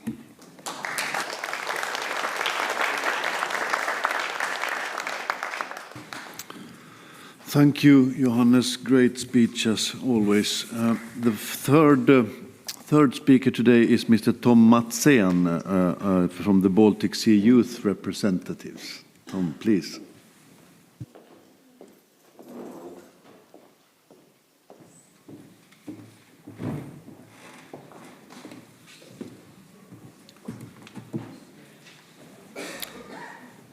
Honourable Chair, dear Members of Parliament, dear youth, dear all. Our home, the Baltic Sea region, is more than just a geographical space. It is a meeting point of cultures, trade routes, and strategic interests. At the same time, it has become a front line between the struggle of democratic values and authoritarian pressure. The geopolitical challenges here are clear. Russia's aggressive policies, especially the invasion of the Ukraine, have deeply shaken security in the Baltic states and neighboring countries. Cyber attacks, disinformation campaigns, and military provocations remind us that democracy is never guaranteed. But there's also strength and unity. NATO's presence in our region sends a strong signal of deterrence. We, as young people, are part of the European family, and I hope, and I guess probably, that a lot of you are part as well of this family. And this family plays a crucial role by supporting the resilience in energy independence and regional cooperation. Safeguarding democracy in the Baltic means protection of free speech, the rule of law, and the trust of citizens. At the same time, stability is not only about the military defense. It is also about building strong economies, securing energy supplies, and strengthening the cross-border ties. And as a police officer from Germany, I want to give you a message as well. Trust your agencies. They are defending our democracy every day.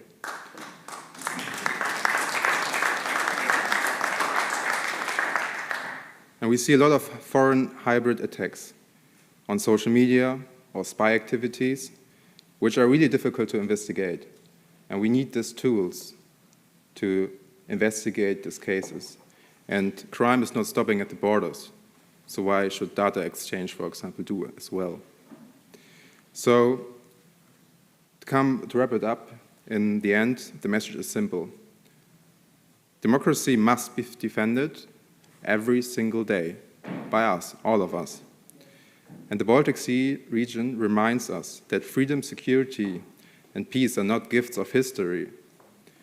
They are responsibilities, like you already mentioned, and we all share and should care about them every day.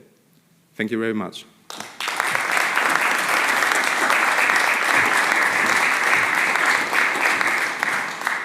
And last but not least, we have another representative from the Youth Forum, Elias Arndt.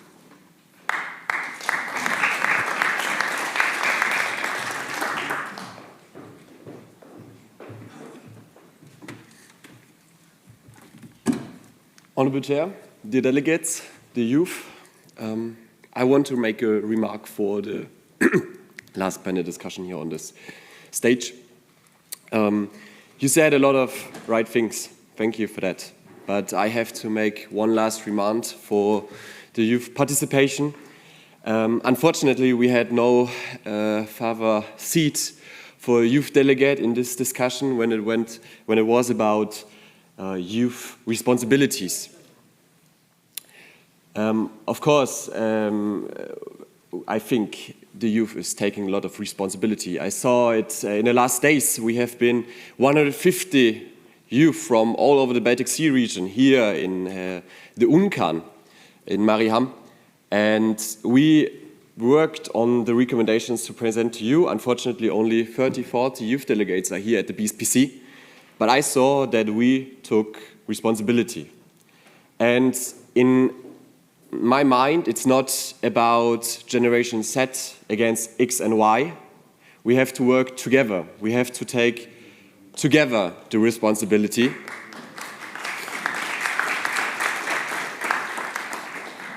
But of course, for young people, it's not that easy because we are also expected to study, to be educated, to go to work, to go to war maybe, to handle the COVID restrictions and also take responsibility in the end. And for me, it's crystal clear to say we want to lower the voting age, we want to participate in the democratic procedures.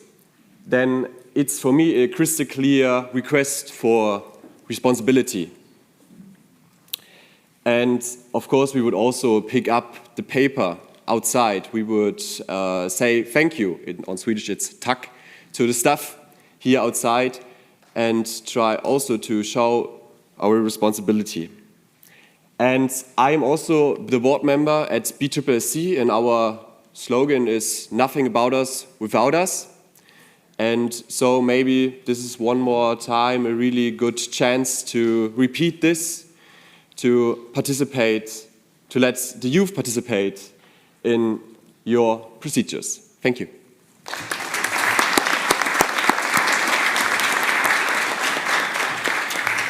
Thank you, Elias. Well done. I would now like to take the opportunity to extend all our gratitude, all ours, all the full hall, to all the keynote speakers, Egils, Pekka, and Jaroslaw. We are on first-name basis nowadays, together with our panel moderator, Sia, and all the participants for their valuable contributions. Yesterday, we learned that Bob Dylan's real name is Robert Zimmerman. I had no clue, but President Levits knows his music, history, and got it right. Thanks for that. Today we have been reminded of Leonard Cohen about the need for cracks in the wall, in meaning to bring the sunshine in. I would like to add to this one of the best lyrics from Mr. Zimmerman or Bob Dylan. It's in It's All Right, Ma, he states and underlines the need of optimism, no matter what, and believe in the future, stating he's not busy being born, he's busy dying. Which is very pessimistic description of a person, isn't it? So our small wish to all of you would be, please stay busy being born.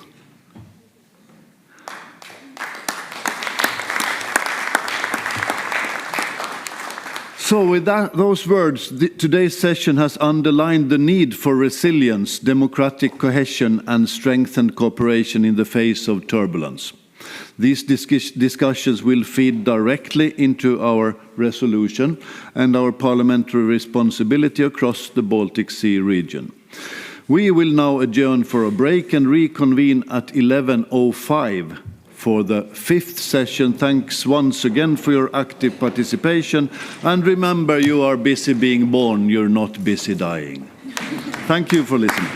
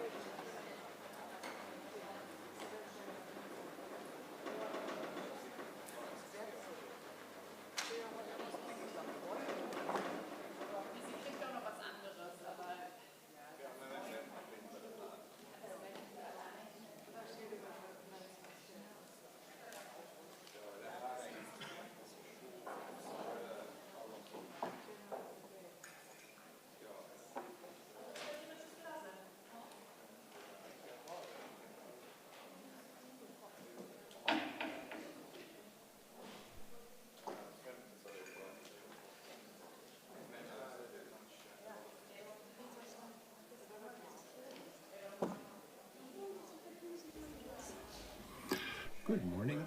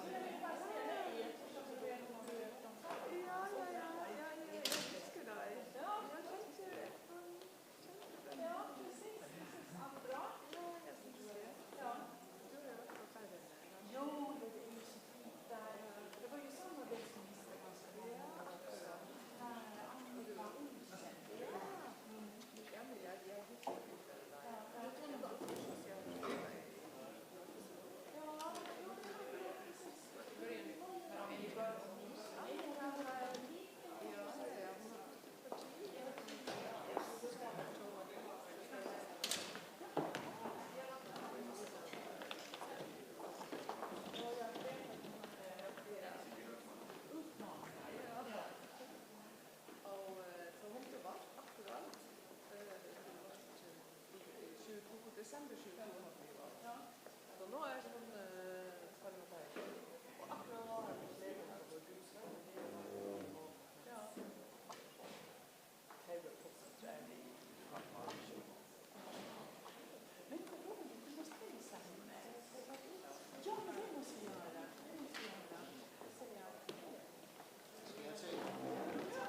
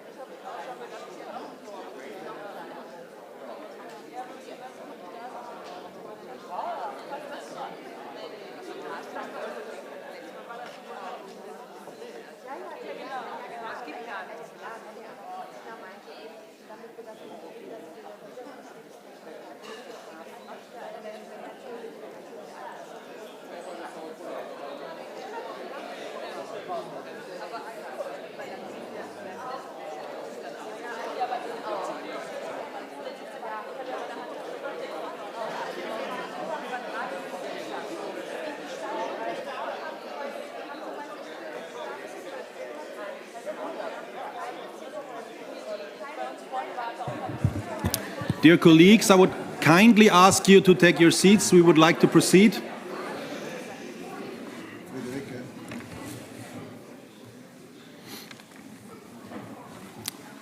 So, dear colleagues, observers, guests, it's a great pleasure to welcome you to the 5th session of our this year's conference, and it's also the general debate of this 34th Baltic Sea Parliamentary Conference. And this session, as you can read in the program, is dedicated to the future of the Baltic Sea region. We will talk about opportunities and challenges. And as every year, this debate, of course, is designed in such a way that as many representatives as possible can share their perspectives in this debate. We will start with a keynote address, followed by expert presentations, and then we open up the political debate afterwards. And I'm honored to chair this session alongside my esteemed colleague, Antonina Nanaseva, the Deputy Speaker of the Parliament of Latvia. We have heard her speech at the beginning of our conference. And before we begin, you know that already. I would kindly like to remind you that you can use the request for the floor cards that you have on your desks. If you have not registered in advance, or if you wish to contribute after the addresses, you can use the request for the floor cards, and the floor will be given, of course, in the order the cards are received here by the Presidium. But now we start with the keynote address, and it's my great pleasure to introduce Thomas Hendrik Ilves, the President of Estonia from 2006 to 2016. And he was also mentioned yesterday, I guess you remember that, in the speech of President Alexander Stubb. Mr. Ilves has recently served as one of the CBSS high-level wise persons tasked with elaborating a report on the future of the Council of the Baltic Sea States, which was presented to the ministerial meeting of the CBSS in May this year. And we will now listen to his video message. Unfortunately, he was not able to join us in person, but he has thankfully sent a video message to us, and I would like to thank Mr. Ilves for this video message. Please.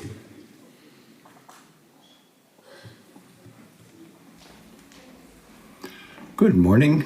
I'm Thomas Hendrik Ilves, and I'm quite honored and pleased to be able to speak to you this morning as you're meeting in Åland. And I will talk today about the report on the future of the Council of Baltic Sea States, which Gabrielius Landsbergis, the former foreign minister of Lithuania, and I wrote at the behest of the ministers. The idea of a report on the future of the Council of Baltic Sea States first came from the Porvoo Declaration during the Finnish presidency of the CBSS in 2024. The ministers tasked the Estonian presidency, which followed beginning in July of 2024 and ended at the end of June this year, to produce a report on what the future of the CBSS should be, especially how things have changed so dramatically in the region since it was first founded in March of 1992. That's already quite a long time ago. Recall that in March 1992, and perhaps that's before some of you were even born, the Baltic Sea region looked completely different. At the time, we had around the Baltic Sea 5 countries that had only recently emerged from communist authoritarian rule: the Russian Federation, Estonia, Latvia, Lithuania, and Poland. If we look at the organizational memberships in the region, then in 1992, only 2 countries of the Baltic region were members of the European Union: Germany and Denmark. None of the other countries we today think of as long-term members of surrounding the EU lake were in the Union at the time. And when it comes to security, the only countries out of that large group of littoral states that were in NATO were, again, Denmark and Germany, along with CBSS member states, Norway and Iceland. In 2025, 33 years after the founding of the CBSS, the picture is cardinally different. First of all, because the organization has one member less. After Russia's invasion of Ukraine in 2022, its membership was suspended, and then in typical fashion, the Russians said, "You can't suspend us, we quit." Moreover, already since 1994, 2 years after the founding of the CBSS, Sweden and Finland joined the EU. And as of 2004, which already is 21 years ago, Estonia, Latvia, Lithuania, and Poland all joined the EU. As for the other primary organization on our continent, NATO, Poland joined in 1999, Estonia, Latvia, and Lithuania in 2004, and in 2023 and 24, respectively, Finland and Sweden joined NATO as well. So if we look at the Baltic Sea, the picture has completely changed from where we were back in 1992. On the other hand, the institutional arrangements of the CBSS and its tasks and goals had not really changed at all. In fact, if we look at the origin of the Council in 1992, it was meant, or at least was conceived by its authors or originators, Uffe Ellemann-Jensen and Hans-Dietrich Genscher, as a way to bring the new, formerly communist dictatorships that suddenly had become ostensibly at least democratic back into the Western fold. It was kind of a kindergarten or preschool organization to help our countries or these countries develop and learn how the Western international world organizations worked. No less important, as I was told several times by some people from the Nordic countries, you have to understand, Thomas, the CBSS actually is a Russia-handling organization, which it was something that caused no end of frustration when I was foreign minister in the second half of the 1990s. Now, given the dramatic changes in the Baltic Sea region, both the positive as well as negative changes, we can say the entire Baltic Sea, with the exception of the far end of the Gulf of Finland around St. Petersburg and the exclave of Kaliningrad, had fundamentally and functionally integrated into the two primary Western political, economic, and security organizations. Thus, it was obvious and eminently logical that after 32 years, that an organization take a look at what its function should be, given how different everything was from the time of its founding. That ultimately was the idea behind the report that the Estonian government tasked Gabrielius Landsbergis and me to do. It took some 5.5 months.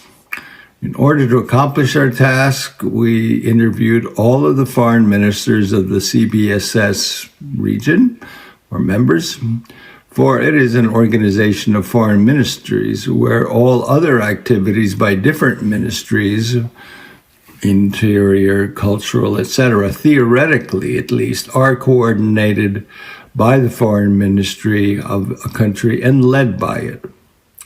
This is quite an undertaking, frankly, but nonetheless, we managed to speak to all of the foreign ministers as well as to the High Representative for Security and Foreign Policy of the European Union, Kaja Kallas, who ex officio is also a member representing the European Commission.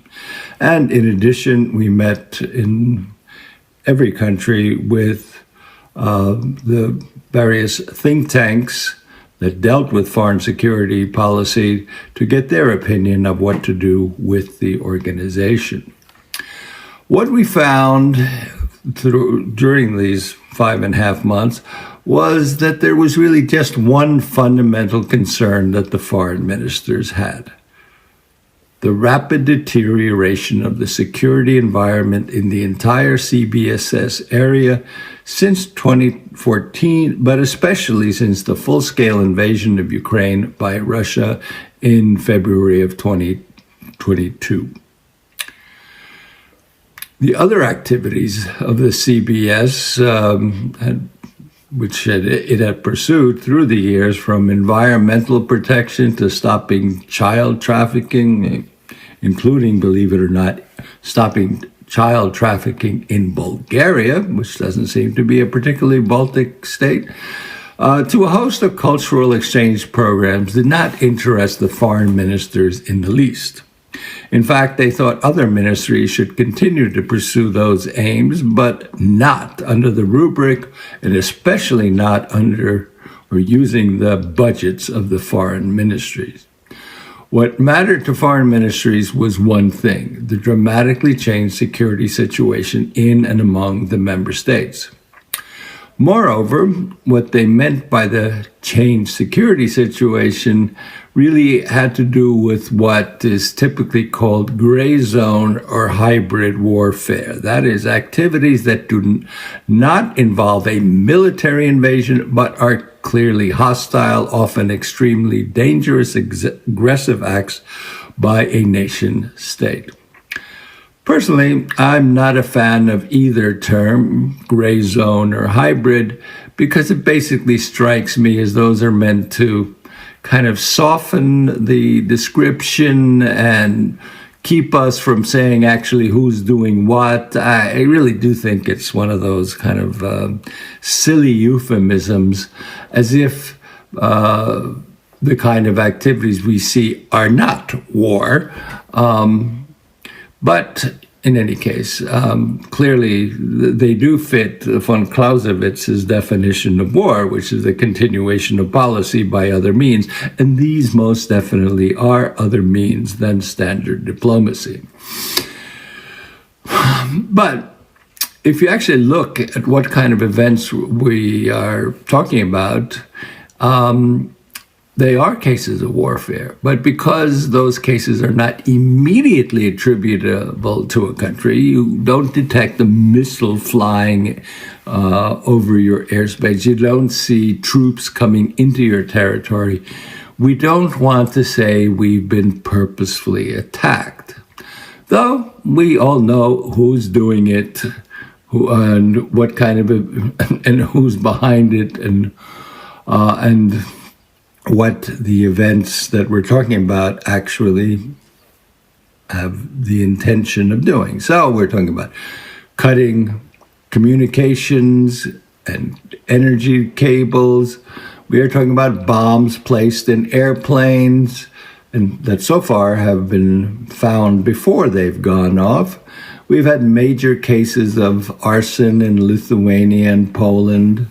We've had fundamental problems with GPS jamming, both out of Kaliningrad and northwestern Russia near the Estonian border, which has had a major effect on civilian aviation, where we have already seen flights, commercial flights, canceled because pilots will not risk a mid-air collision of planes that are flying blind because they don't know where they are. On top of that, we have thugs responding to GRU ads on Telegram, setting fires, smashing car windows in the case of the Estonian Interior Minister this spring. And then we have the shadow tanker fleet operating in the Baltic Sea, transporting Russian oil unflagged and uninsured rust bucket tankers that do not meet safety requirements, that could result in a massive oil spill in the Baltic Sea, and which on top of that are not insured and often under no real flag or a flag of convenience from a country that really has nothing to do with this, with the requirements of maritime safety. And we think about what an oil spill would do. I mean, we know that a complete exchange of water in the Baltic Sea, because it's so closed at the end there in Denmark, in the Straits of Jutland, it takes 25 to 30 years for all of the water to be exchanged. So basically, if you had one of these Russian or one of these shadow fleet tankers fall apart or have a massive oil spill, it would kill our tourism, it would kill our marine life for at least several decades. All of this and more related activities were the primary concerns of the foreign ministers of the CBSS. And our report deals with how the organization can play a role, a fundamental role in dealing with these issues, especially because other organizations don't seem to do that at all. Part 2 of the Thomas Henrik Ilves speech to the meeting of Baltic parliamentarians. Now, while there is a continued need for regional cooperation in the fields of economy, interconnectivity, energy, environment, maritime cooperation, cultural exchange, all of that good stuff, it is evident and reflected in the views of all CBS ministers of foreign affairs that the most pressing current challenges of the Baltic Sea region have become security related. It was striking that all 10 ministers were united in their opinion that security of the region was their greatest concern, and conversely that a CBSS that was not primarily focused on security held little interest for them. And this is quite understandable. It is not only the overall European security environment that has deteriorated in the past several years, but more than any other region in the NATO and EU area, it is in and around the Baltic Sea where security concerns are dominant. We have witnessed a dramatic increase in hybrid threats, that is, which we define as hostile actions that do not rise to the level of invoking either NATO's Article 4 or Article 5, which nonetheless threaten the security environment of the countries of the Baltic Sea and beyond. Moreover, these threats, these events, including sabotage, destruction of property, disinformation, GPS jamming, and the transport of sanctioned oil in unsafe, substandard, and uninsured oil tankers, have all been concentrated, in Europe at least, in our area. When we say sub-Article 4 or 5 threshold, we get to the core problem in Baltic security. None of the aggressive activities that we have experienced unfortunately are considered a matter for NATO or for the EU. When one or another country that has suffered an attack goes to NATO, but cannot show it's a direct military attack, again, some troops coming over the border, we are told, well, that's not a military attack. So it's not a matter for collective defense, and it's up to you as a member state to deal with. How serious a military case that NATO will not take on board, we saw only recently on 15 May of this year, when Estonia arrested an unflagged shadow tanker, the Jaguar, which had berthed in Estonian territorial waters. Just as the Estonian border guard was escorting the ship to port, a Russian Sukhoi 35 fighter bomber flew directly into Estonian airspace, directly at the ship, and buzzed it, clearly threatening military action.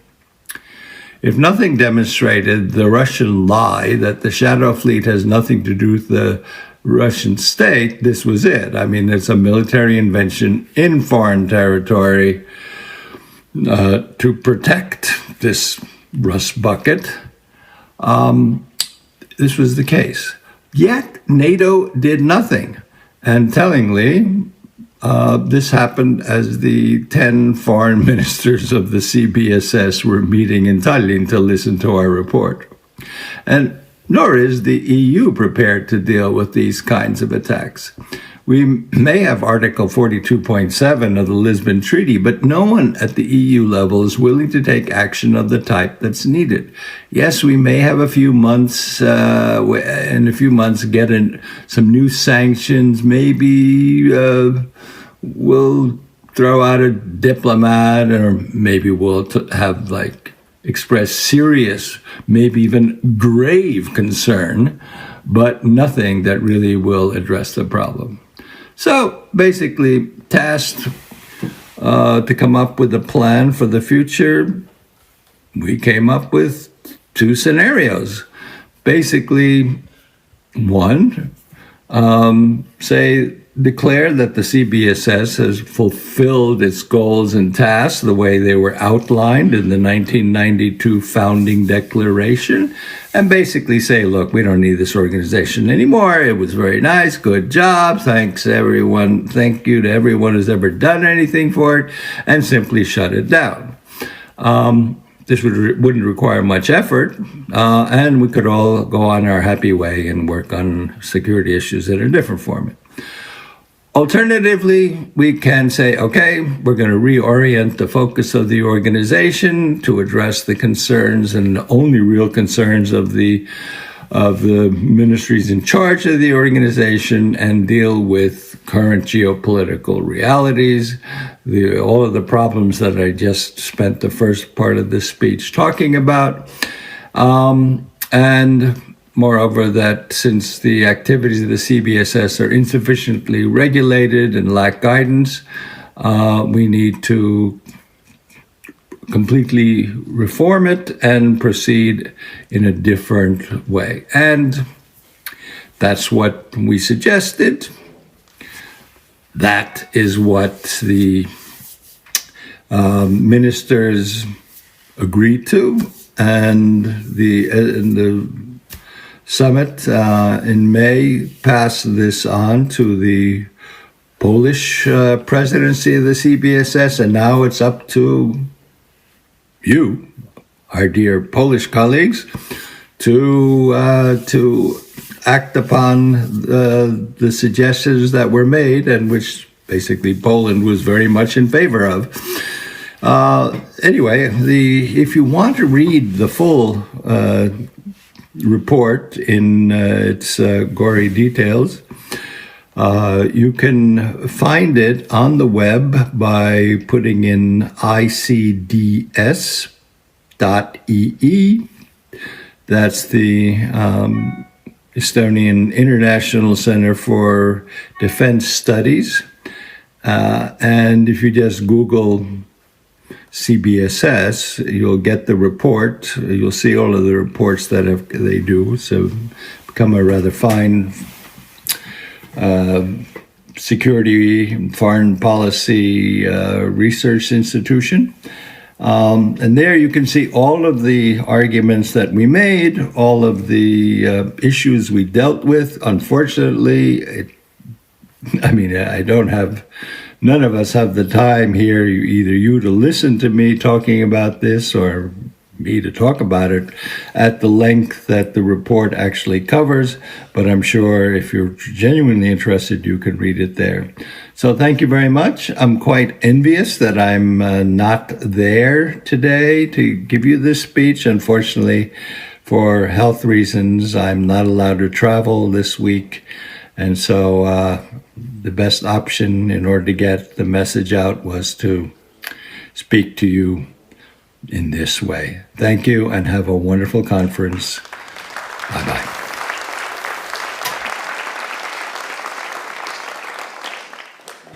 Yeah, thanks a lot to Thomas Hendrik Ilves. I think we took the time to listen to him. And if he gets the message, or if you get the message, Mr. Ilves, thanks a lot for this very valuable contribution to our this year's conference. I think in some parts he really brought up some painful subjects concerning our cooperation in the Baltic Sea region, and he has rubbed salt in the wound, especially concerning the ships in the Baltic Sea region, the shadow fleets.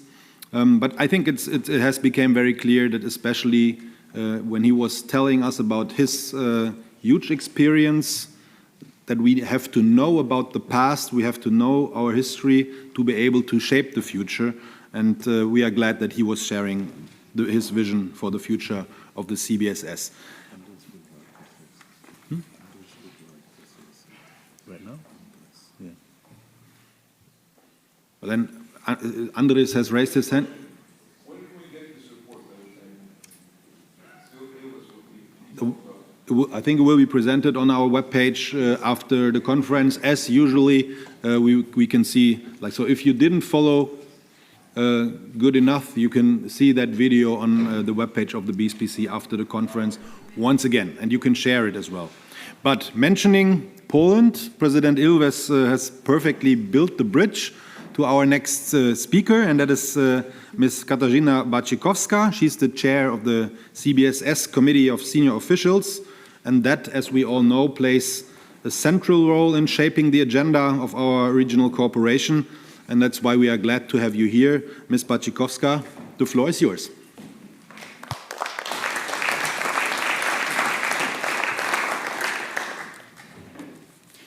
Thank you very much. I must say that the Polish presidency got the message from former President Ilves very clearly. It's up to us, but it's not only up to us, since the Council of the Baltic States is working with a consensus. So it's up to us to launch the discussion, but it's up to all of CBSS member states to work out the results. So, ladies and gentlemen, honorable guests and dear colleagues, it is my great honor and pleasure to be here and to present the priorities of the Polish presidency in the Council of the Baltic Sea States. Contemporary threats are often aimed at undermining mutual trust and understanding, the values especially important in regional cooperation. The Council of the Baltic Sea States has effectively contributed to creating strong regional bonds for more than 3 decades now. And this is exactly what allows us today to face unprecedented, unexpected challenges with a sense of community. The remarkable intensification of dialogue among Baltic Sea countries, our convergent approach on security, it is an excellent basis for enhanced cooperation among CBSS member states and the EU.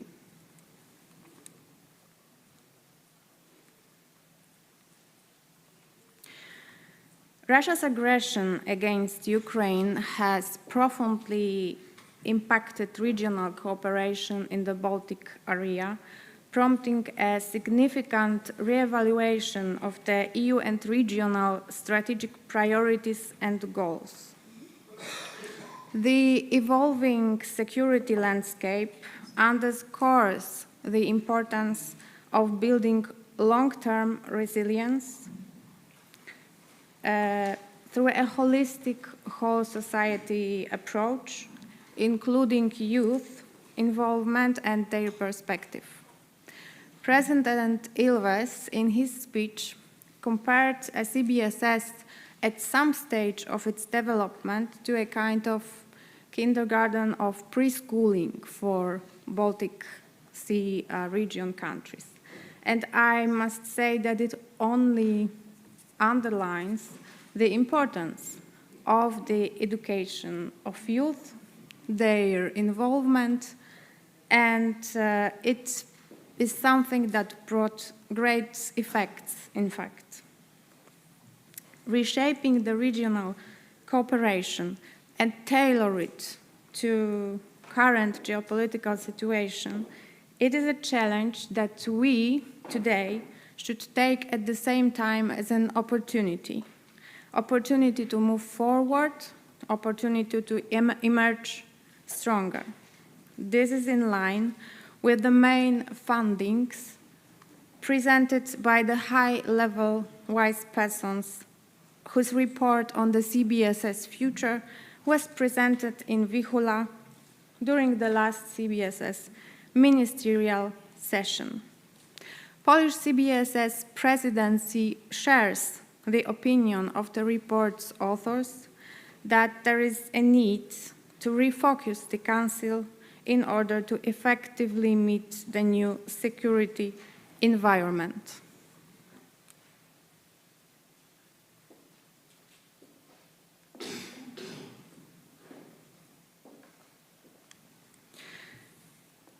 Polish CBSS presidency continues the practical cooperation in line with 3 CBSS long-term priorities: safe and secure region, sustainable and prosperous region, and regional identity. As a parallel process, we see a discussion aimed to strengthen the political pillar of the CBSS towards a more focused approach on regional security. Given the fact that all CBSS members countries are now the NATO members also, it appears natural to use the CBSS as a useful space for discussing pressing security issues in the region.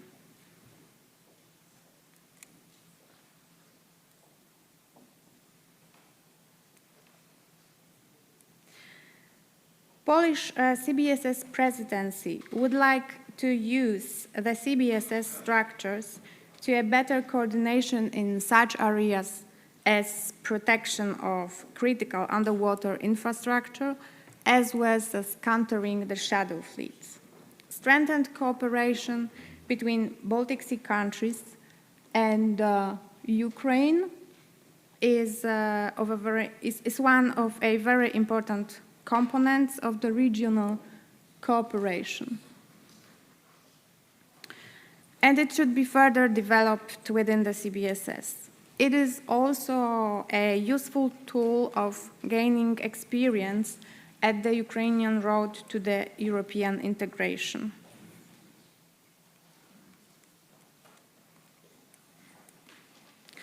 Poland highly values the cooperation within the CBSS and its 4 working groups. In everyday work, we focus on activities related to strengthening preparedness and resilience building, to develop a strong common societal security culture. Youth involvement is also a very important factor here.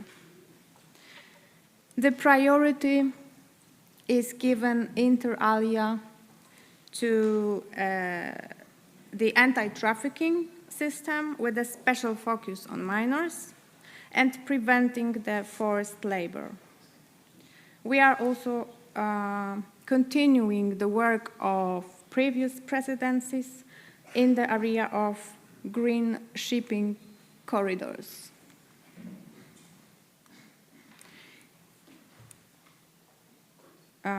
While the Baltic Sea offers vast opportunities for economic cooperation, it also faces vulnerabilities with its environmental and biodiversity demanding our constant attention. You can see that these issues are addressed mainly by the expert group on sustainable and maritime economy.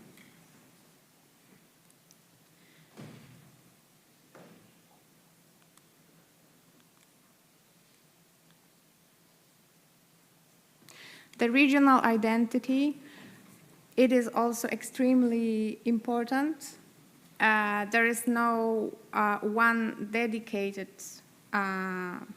working group, but there are many structures under the CBSS umbrella dealing with the issue. And the management of cultural heritage in the Baltic Sea region plays a significant role here.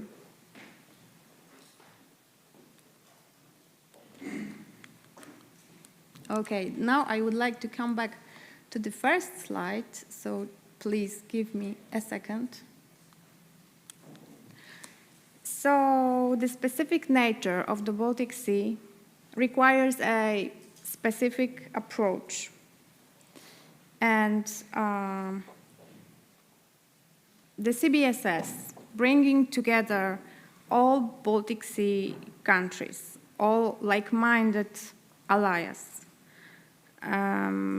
with all its existing structures, with experienced secretariat, with a broad, well-grounded networks, the CBSS seems to be the most suitable platform for the discussion on security issues among us, neighbors, closest allies, NATO members. So I just wanted to say that we should not hesitate to use the Council of the Baltic Sea States. Thank you very much.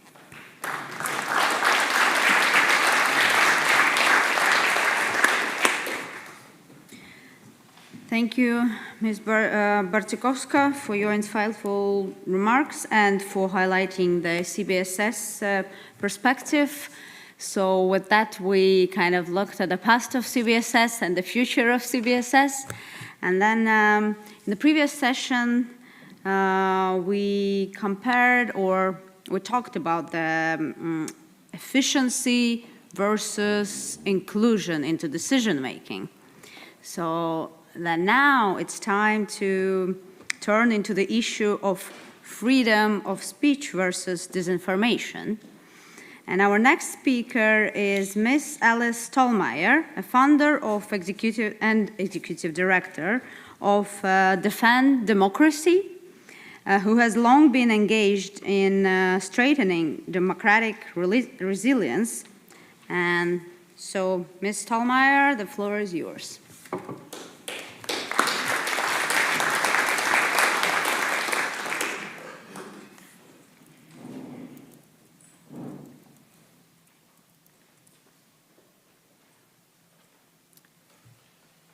Thank you very much for the kind introduction and for the invitation for me to be here with you today.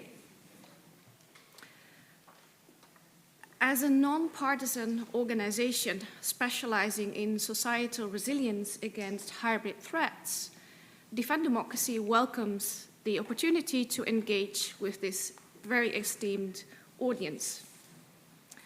In June 2017, a few months before I launched Defend Democracy, we organized a peaceful protest in solidarity with the American March for Truth. We urged for finding out the truth about Russian interference in the American 2016 election, which helped Trump into power, and we drew attention to the Russian interference in the Dutch referendum on the EU-Ukraine Association Agreement. By the way, I am from the Netherlands. To Russian interference in the Brexit referendum of 2016 and in the French presidential election of early 2017. We also pointed to the role of digital platforms in all of this. They were allowing pro-Russian and pro-Brexit bots, trolls, and disinformation to run wild. And I remember that one of the posters that we made said, the EU and the US say niet to Russian interference. 8 years later, this spring, we again gathered in front of the European Commission and European Council for a peaceful protest. But this time, it is not just President Trump, who says that it's fine for Russia to interfere in the US elections. This time, it is the entire Trump regime. And they do not only think it is fine for Russia to interfere in their democracy, they are fine with Russia interfering in our democracies. And they are actively helping them. Let me elaborate. On 27 May this year, the Trump regime published an official document calling for regime change in European countries. It considers elections in Europe as an opportunity to get European countries governed by far-right leaders, with whom it wants to forge a so-called civilizational alliance. The document builds on Vice President J.D. Vance's speech at the Munich Community Conference. Vance then professed that Europe's retreat from some of its most fundamental values forms the biggest threat to Western values and democracy. The State Department document, however, goes a step further. It says Europe's democratic backsliding harms American security, economic interests, and freedom of speech. The very next day, State Secretary Marco Rubio announced a visa restriction policy targeting foreign nationals who censor Americans. A few months later, on 25th of July, so that's not too long ago, the Republican-led US House Judiciary Committee published an interim report called The Foreign Censorship Threat: How the European Union's Digital Services Act compels global censorship and infringes on American free speech. While presenting itself as a defense of free speech, in reality, it defends the ability of major online platforms to avoid responsibility for the content they amplify. By calling the EU Digital Services Act digital fascism and foreign censorship, it portrays democratic safeguards as an authoritarian threat. This framing is not a misunderstanding. It is a political tactic that seeks to maintain an unregulated online environment where disinformation and harassment and hate can persist without meaningful checks. And just last night, while we were having dinner or an after-sale reception, President Trump now threatens countries that have digital rules or taxes with substantial additional tariffs. Now, when an important ally accuses us of harming democracy and freedom of speech, we may be tempted to defend our digital laws by explaining how they work and by trying to convince our American colleagues with rational arguments. But under the current Trump regime, we may no longer have the luxury of the US as an ally. Also, the US government, the current US government, doesn't really care about free speech. It is using a political, distorted version of our European digital laws and using it as propaganda in a geopolitical power grab. In fact, the first rule of both the Kremlin and the Trump regime is, it's only okay when we do it. So in the name of fighting censorship, the Trump administration is shaping digital ecosystems to favor its preferred narratives while chilling dissent. It is a form of soft epistemic authoritarianism, and we all know what comes next. we are witnessing the emergence of a privatized information infrastructure that serves public ideological aims without invoking the First Amendment or even admitting the state's hand. It is done by rebranding algorithmic power as populist reform. But when governments can shape what you see without saying what they have done, democracy becomes a puppet show lit by a carefully engineered spotlight. And if the gatekeeper of democracy is now the algorithm, then who is holding the keys? Now, I'm not saying that European digital laws are perfect. In fact, they are far from it, because they don't go far enough to protect democracy. So let's take a step back to look at a bigger picture. Since at least 2014, and I know you've been discussing this already, but we are watching a coup against democracy unfold across Europe and beyond. It is the combination of hybrid warfare, the rise of the far right, but also a tech coup. Therefore, my organization, Defend Democracy's mission, is to strengthen and defend democracy against foreign, domestic, and technological threats. And as we keep pointing out over and over, and which is absolutely crucial, these three threats are not separate from each other.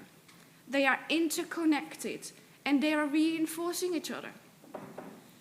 But many leaders, politicians, and policymakers still don't believe what their eyes are seeing. They still believe that fact-checking and critical thinking, so the rational part of our brain, will protect our citizens from being emotionally targeted by algorithms and propaganda. So that's another part of the brain. It's the old part of our brain. They still think that humans can win from artificial intelligence, which is polluting our whole information ecosystem. And they still think that it is possible to have good faith talks with big tech CEOs and lawyers while they laugh at us. They laugh at us behind our backs. They are not even sending their best people to Brussels because they don't think it's worth the effort.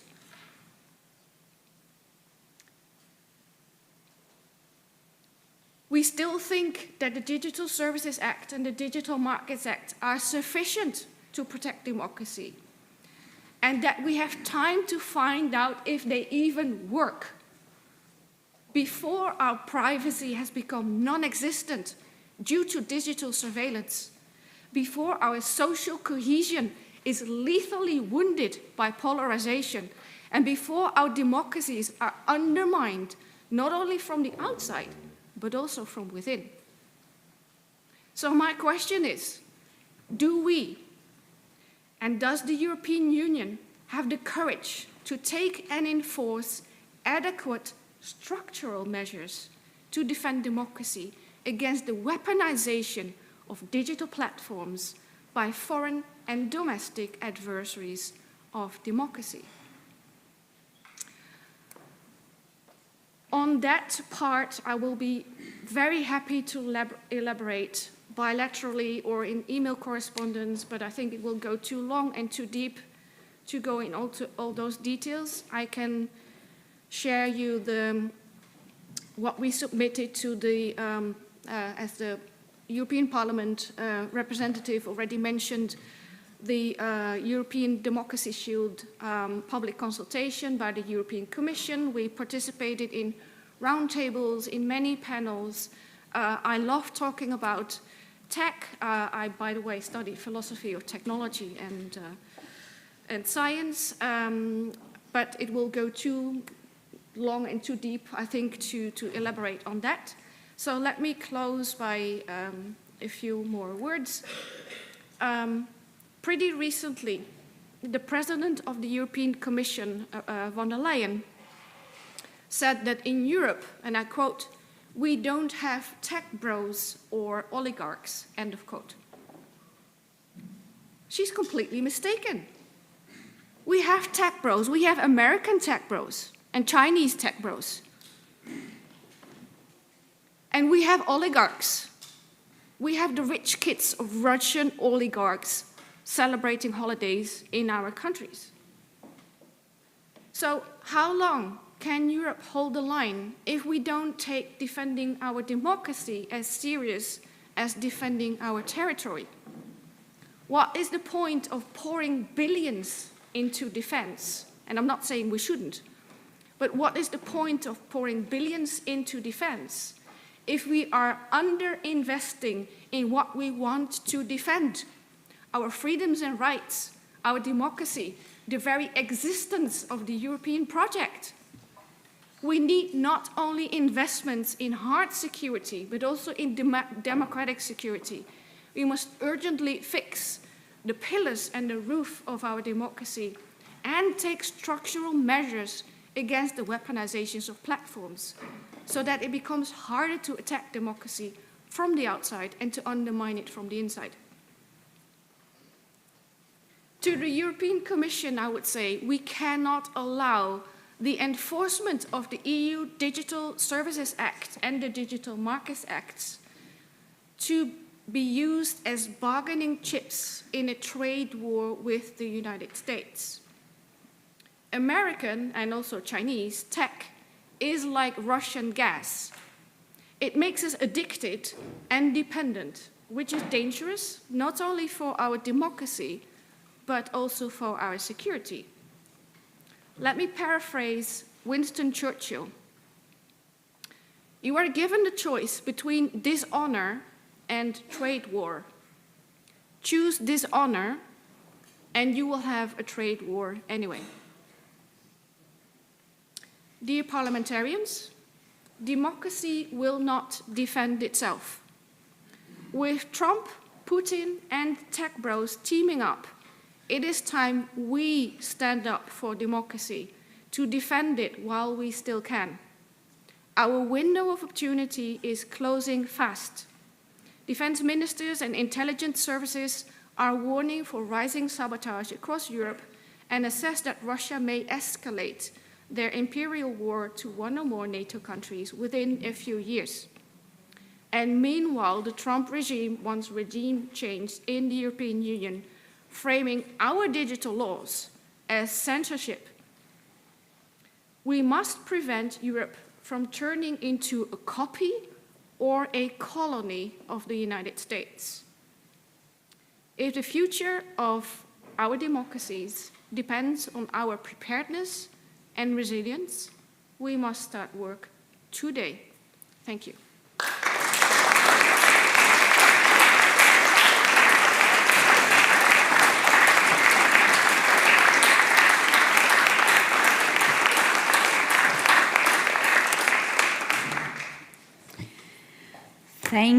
Thank you, Ms. Stolmeyer, for your, I would say, eye-opening contribution for today's topic. And then I'm, at least the one thing that kind of can, we can say positive about the BSPC role, that we are also having now a working group specifically on the topic actually you elaborated on. So the working group on strengthening the cyber and information resilience to promote democracies. So we hope that as well as our previous working group, we had a very fruitful results of the group with a very specific and concrete actions, not just observations, but what exactly we have to do. Thank you very much.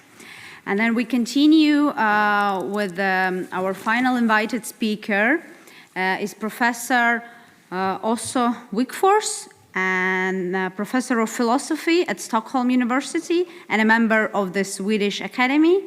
And Professor Wigforss, the floor is yours.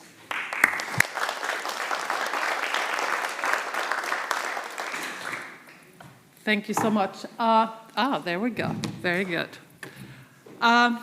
So this sets it up perfectly for what I want to talk about, taking it slightly from a philosophical angle, but tying in precisely with what you talked about.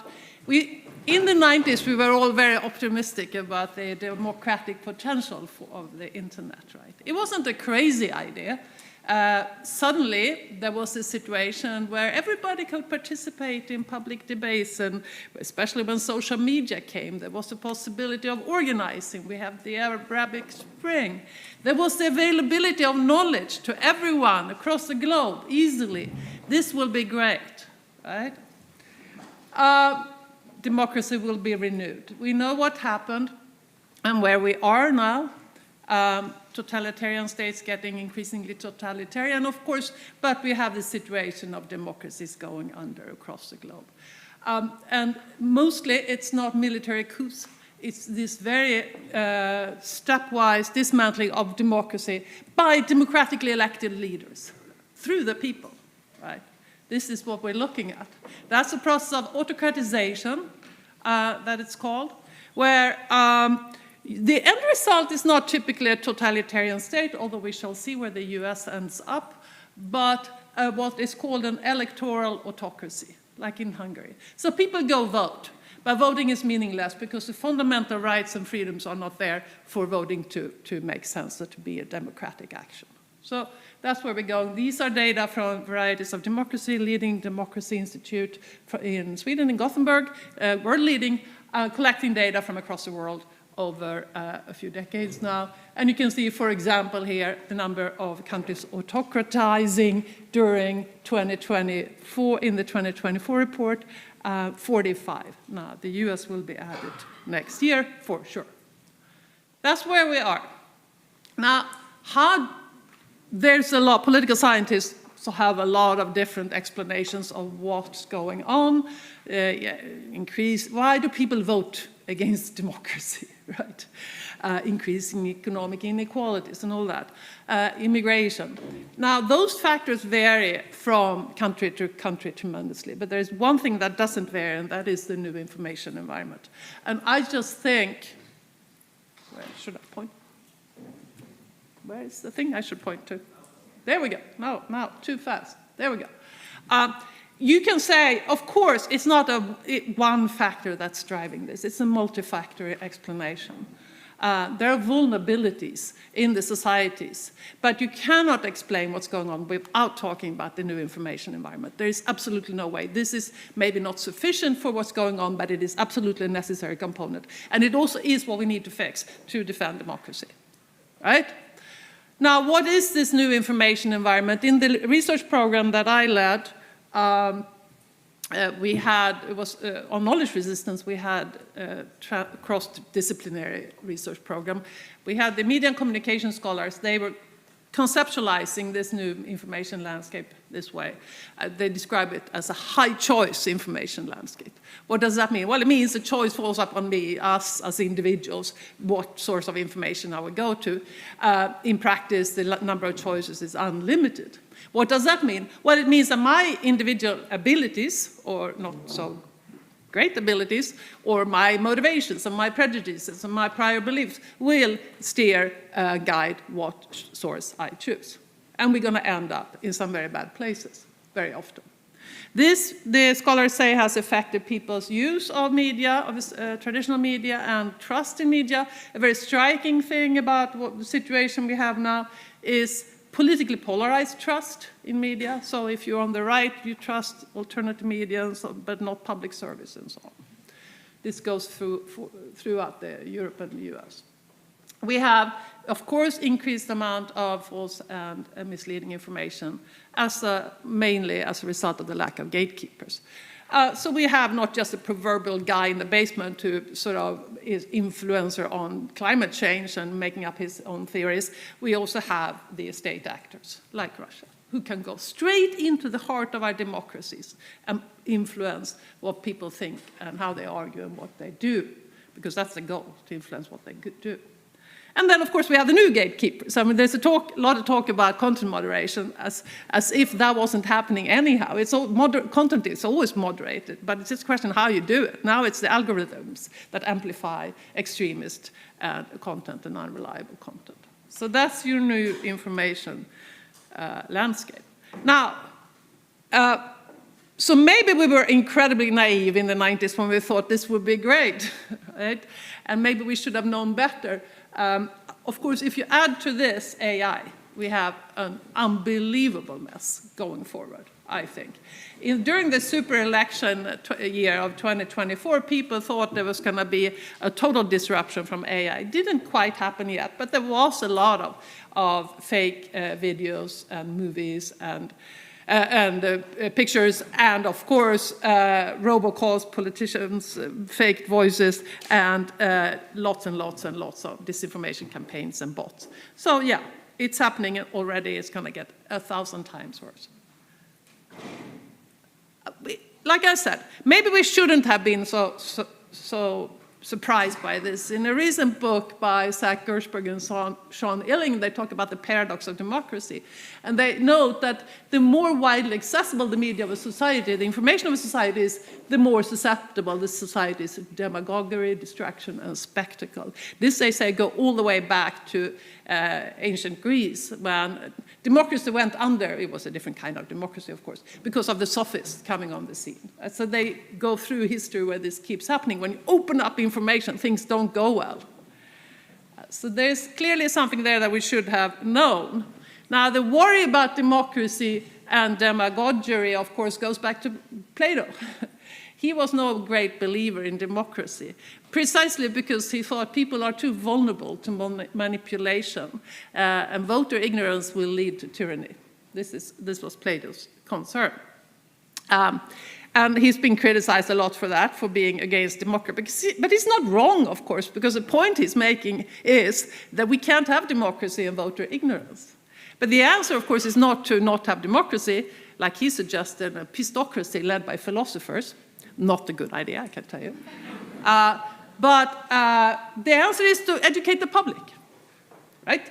And this was the answer that the Enlightenment philosophers came up with. And this is when modern democracy was born. We got free media, we got freedom of expression, and the idea that we can have, people can become enlightened, and then we can have self-governance. And I think that's fundamentally right. There's optimism in that. When people are enlightened, it works, but we need to make sure that happens. Now, and one of the most famous arguments for freedom of speech is precisely a knowledge argument. It is the idea that if you allow for open debate, then truth will conquer, right? And it goes back at least to John Stuart Mill, who had the observation that, well, fundamentally, we may be wrong about most things, so let's debate, let's argue, and truth will win. And that's a nice idea, and it's not completely wrong. That's how a good research seminar works, right? Or a good parliamentary discussion. But truth does not win in today's information environment. We know that. It doesn't stand a chance. Right? So, that puts us in a bit of a bind, or democracy in a bit of a bind. We know truth doesn't conquer. We know truth harms democracy in so many ways. We know there's voter manipulation, that it destroys public debates and creates unmanageable disagreements and toxic affective polarization. And we know it undermines trust in democracy as a system. So what to do? What to do, and this is an old dilemma, what is democracy to do when its basic rights and freedoms are used to destroy democracy? It really is a dilemma, right? Because, well, should we limit freedom of speech then to save democracy? Ironic, maybe, maybe not. It's not a new dilemma. It's been discussed since the Second World War.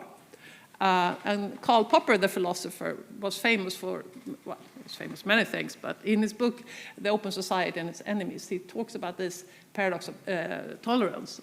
where he says that the tolerant society cannot allow unchecked expression of intolerance. It must prevent an exploitation of the open society to destroy tolerance itself. Not wrong, right?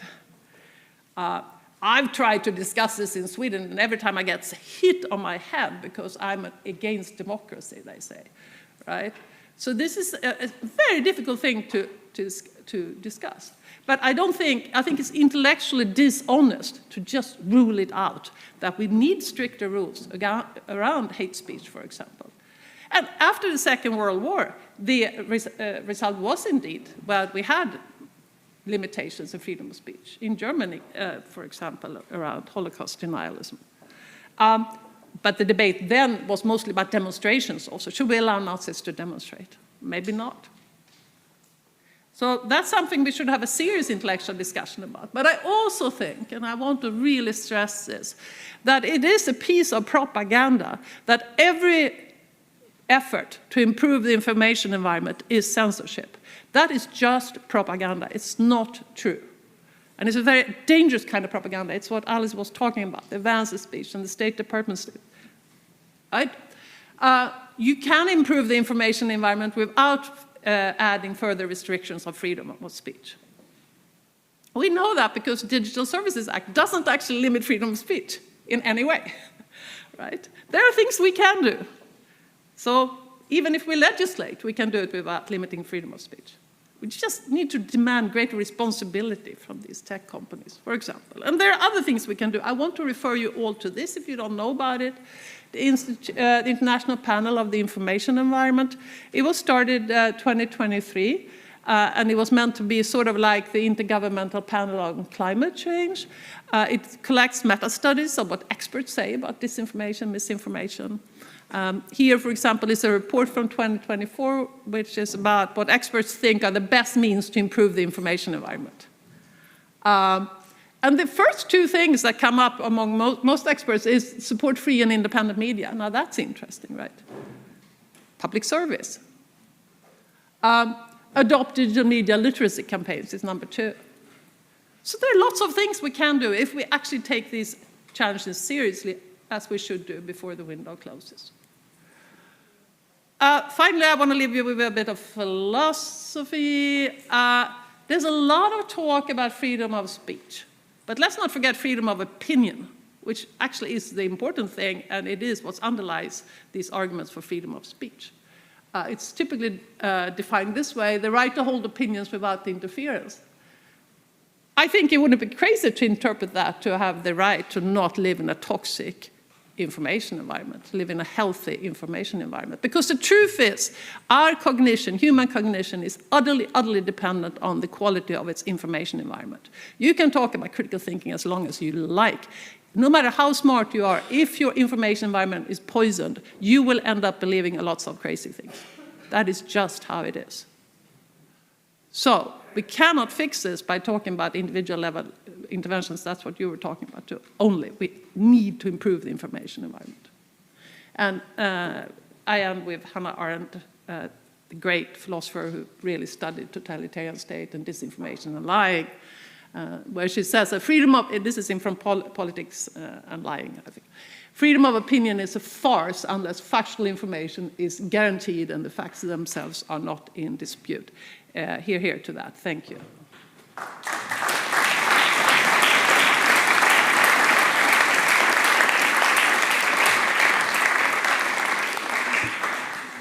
Thank you very much, Professor Wigforss, for your thoughtful reflection and also inspiring. I see like we are getting more present for today's last session.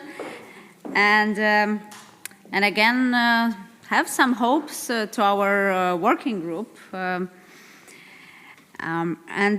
So now we are moved to the part where we can all contribute to the political debate. And the topic of our political debate is formed as upholding security and democratic values in turbulent times and parliamentary responsibilities in a shifting security landscape. Sounds beautiful, but of course, as every political debate, you are free to choose your topic to what you want to say to us. And so at this moment, members are invited to exchange views. And I invite colleagues to take the floor and contribute to the discussion. And the first to contribute into the political debate will be Bryndís Haraldsdóttir. Yep. From Iceland, of course.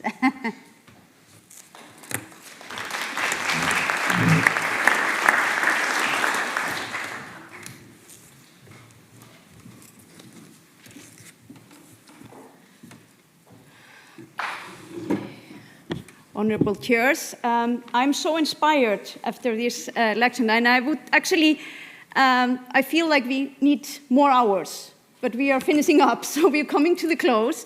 But I think this is a good example of what the Baltic Sea Parliamentarian Conference has been to me so often. I feel I'm always learning something new.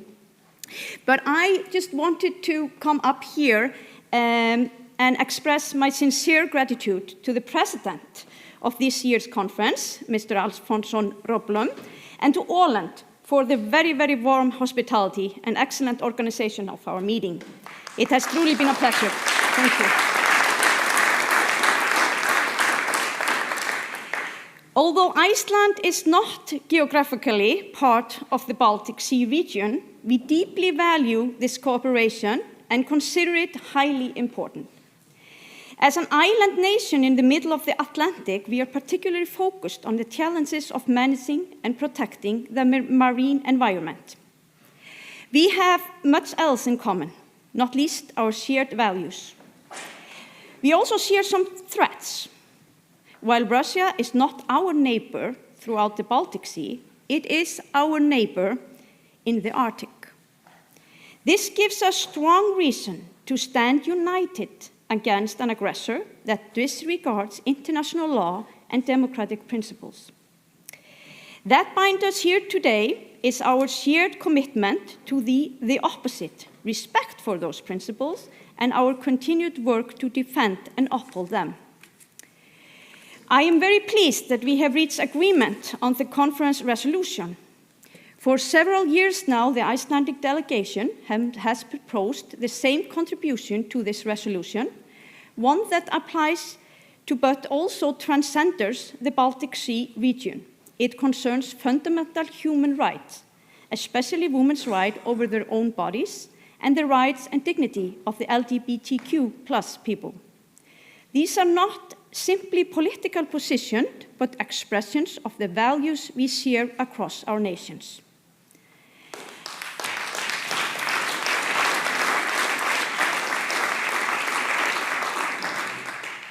I also want to have warm wishes to the incoming president, Kristina Herbst. We are looking forward to working closely with you and continuing this important cooperation under your leadership. Finally, we are honored to invite you all to Iceland during our chairmanship in 2027. We look forward to welcoming you there and showing you our own hospitality. And last but not least, I want to extend a heartfelt thank to you for long-serving Secretary General, Mr. Bodo. It has been such an honor to work with you and to get to know you. So thank you for all your tireless work over the year.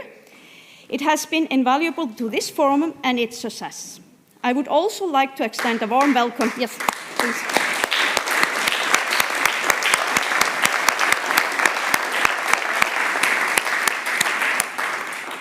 I also like to extend a warm welcome to the new Secretary General, Jan Dittersen, and I look forward to work for him.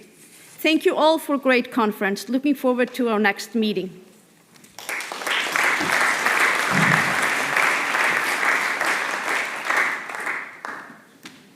Thank you, Bryndís. Then we can go to the next speaker, will be from the Parliament of Estonia, Tiit Maran.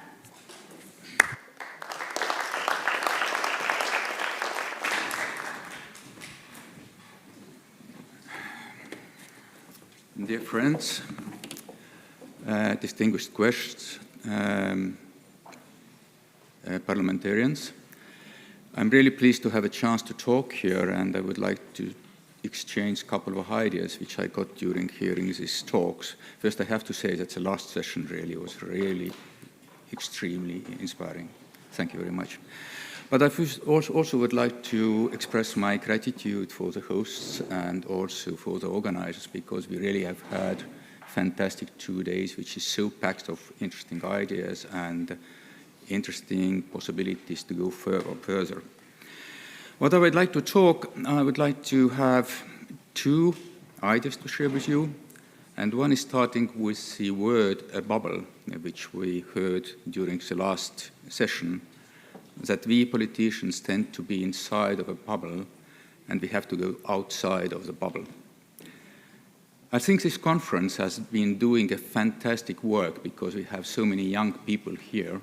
And if we say that the young people might not be understanding the complexities of political process, it might be true, but it's an extremely important message for us that we have to do something to make them more to understand what they are thinking. It's important because the policy decisions which we do nowadays actually have remarkable impact to their lives, first of all. So we have to hear young people. We don't have to downgrade what they are thinking. It's really important. And even more, we have to try to engage the young people as much as possible, just to be them a part of the political process.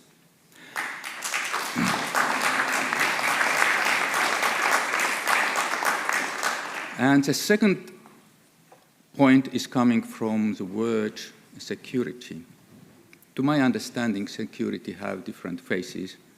One phase is what we are talking nowadays quite a lot, that is related to the terrible war and biogeographical tensions around the world, to which this imperial war in Ukraine is just one terrible example.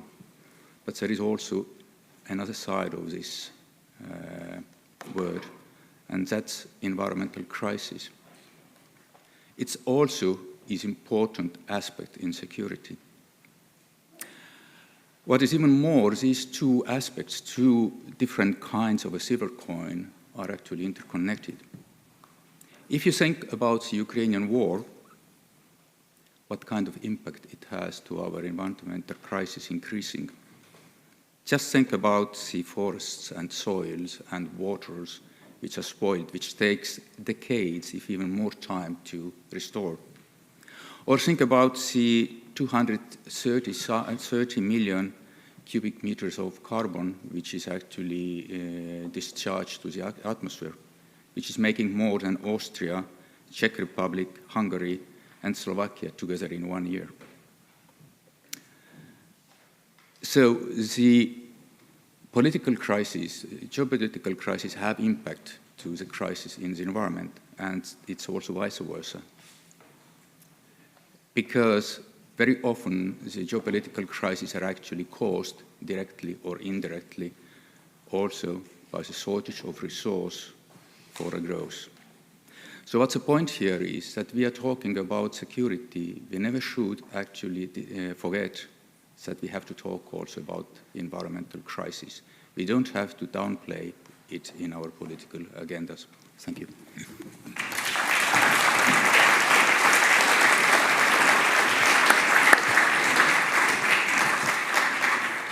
Thank you, Tid. And the next speaker will be the member of the Latvian Parliament, my dear friend, Kaspars Briškens.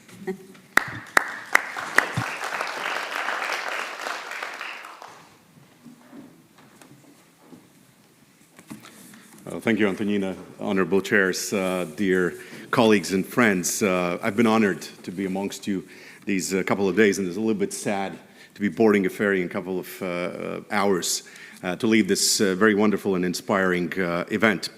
And I also put my admiration to both Alphonse there you are, and your team of hosts for your hospitality, and of course this wonderful, beautiful setting. I live very close to the Baltic coast in Latvia, just outside of Riga, but being here for the first time reminds me of how beautiful and cherishable our common Baltic Sea is, and reminds us that we need to protect this treasure. What I wanted to do is to I wanted to reinforce 3 points from the resolution, and I commend the work of both the working group and all the delegations for coming up with this consensual agreement. 1 point is doubling down on our joint efforts in resilience building. I like the reference in the resolution on the EU funding schemes. I don't think we spend enough time discussing funding, but now that the negotiations for the multi-annual financial framework have begun, member states will play a decisive role. So schemes like the Connecting Europe Facility, European Defence Fund, and others, we need to speak in one voice as the Baltic region in these critical negotiations. This is the time to invest. This is not the time for austerity. And very importantly, the resolution makes a reference to the potential establishment of a Baltic Sea Critical Infrastructure Fund to protect the resilience of our region's transport, energy, and digital infrastructure.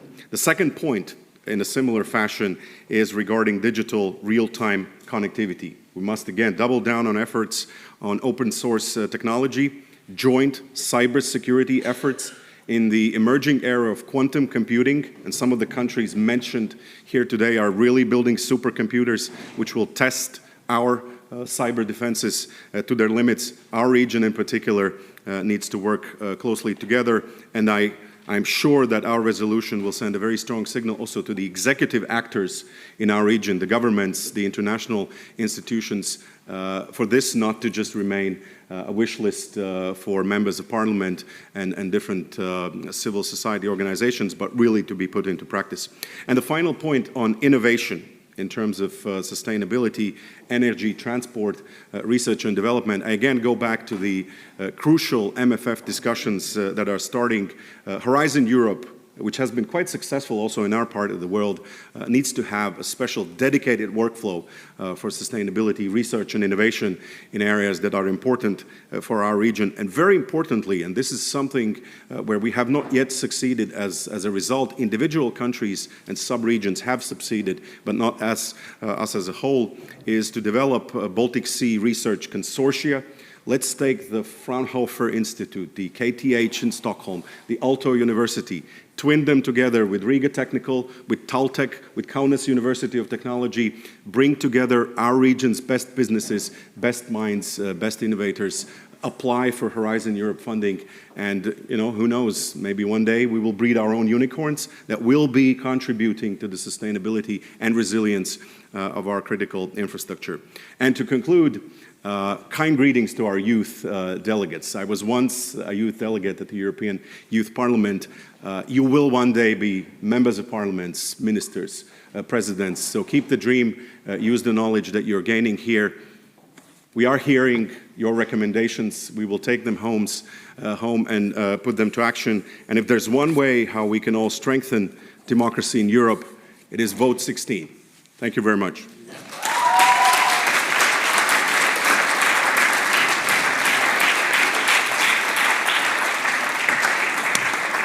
Thank you, Kaspars. And the next speaker will be from the Nordic Council, Lars Christian Brask.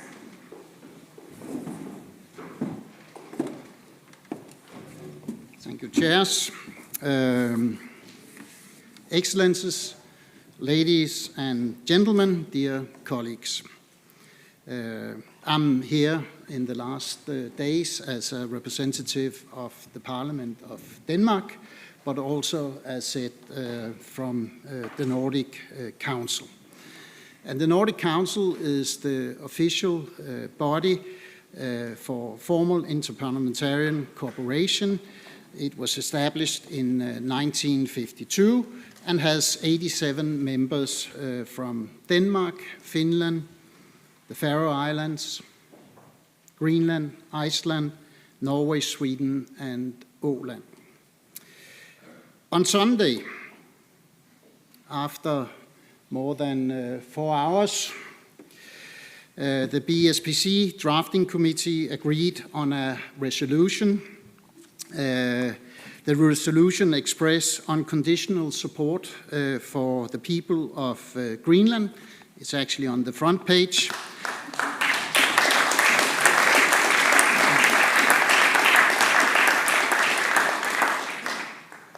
And they are absolutely right to decide over their own country and future, a fundamental and firm principle of international law.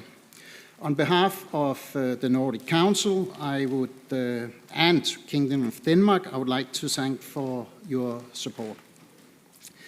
Those of us gathered here today represent countries, organizations that are among the world's strongest supporters of democracy, human rights, and Ukraine. And that makes me proud to be part of this group. In the shadow of war in Europe, with autocratic and totalitarian forces on the rise, we now see for the first time in over 20 years that there are more dictatorships in the world than democracies. That's something we also heard it. It's something we really have to have in mind on how we operate. In the Nordic Council's international strategy, it was adopted by all without exceptions in Reykjavik in 2023. The rule of law, we committed ourselves to ensure democracy, the rule of law, equality, and human rights. The Nordic region will be in the driving seat when it comes to fighting extremism, anti-democratic positions, racism, and all other forms of hate and discrimination, including on digital platforms. As been said earlier today as well, we will emphasize freedom of speech and freedom of the press as the fundamental to successful and democratic societies. We'll promote measures that strengthen the democratic dialogue between citizens. As parliamentarians, we have a special duty not only to defend democracy, but also to explain it, to help people understand why it matters, to ensure that our schools, civic spaces, and media remain strong and independent. And earlier today, Jaroslaw, you told us a bit about exactly what it requires in a democratic world. So thank you for standing with us in our common effort to defend democracy and the human rights. Finally, I want to highlight one development that gives me particular hope. All Nordic countries are now members of NATO. That marks a new chapter, not only for our security, but also for Nordic cooperation, and for our cooperation with all our Baltic Sea partners. We are closer than ever before. Our region is probably stronger than ever, and I can hardly recall a time when interest in Nordic and Baltic Sea cooperation has been greater. I said finally, but having been here for these days, I also have to express a big thank you to Åland, to you, Bodo, for running, especially the meeting on Sunday. It required a lot of skills to bring us home, but we are home, and the resolution is here. But it's been a pleasure with the quality of speakers, the accommodation events, and the network opportunities.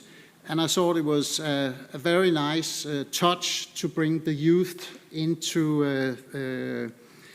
the conference, and I can say for my own part that I have learned a lot from listening to the guys we're actually making the laws for when we sit in our local parliaments, and it's been particularly enjoyable to have the time to network with the youngsters in this conference. So thank you so much, Åland. Thank you so much, Bodo, for your time. Really appreciate it. Thank you all.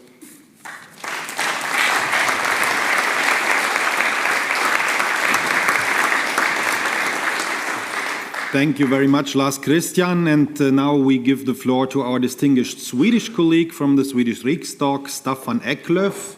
And since we have no more further requests to speak, he will be the last speaker of our today's political debate. Please, Staffan, you have the floor.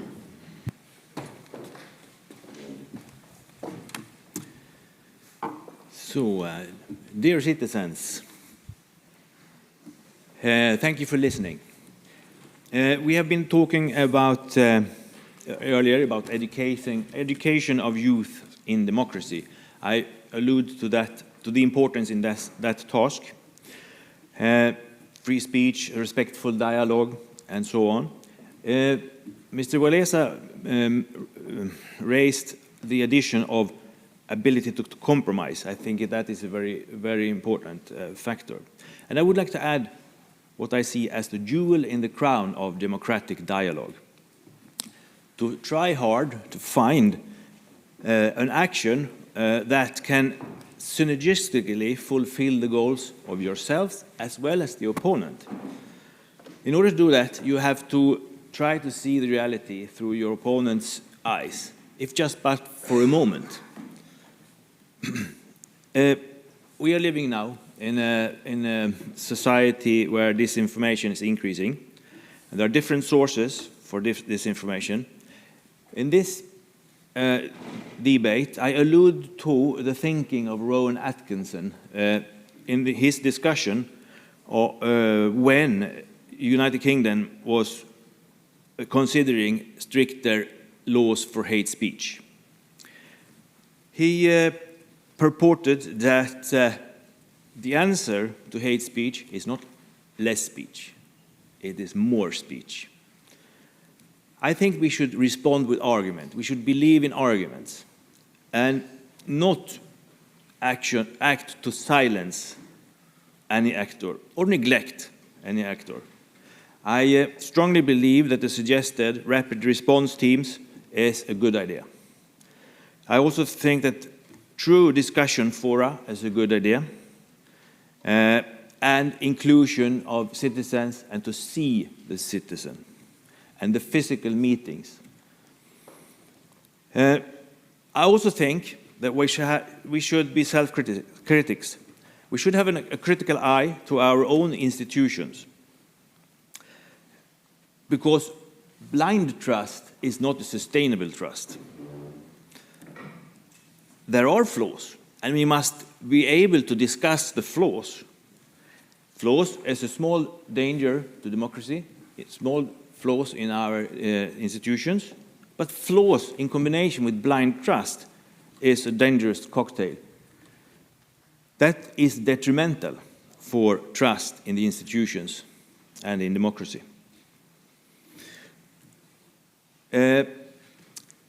I would like to use an example from the COVID time.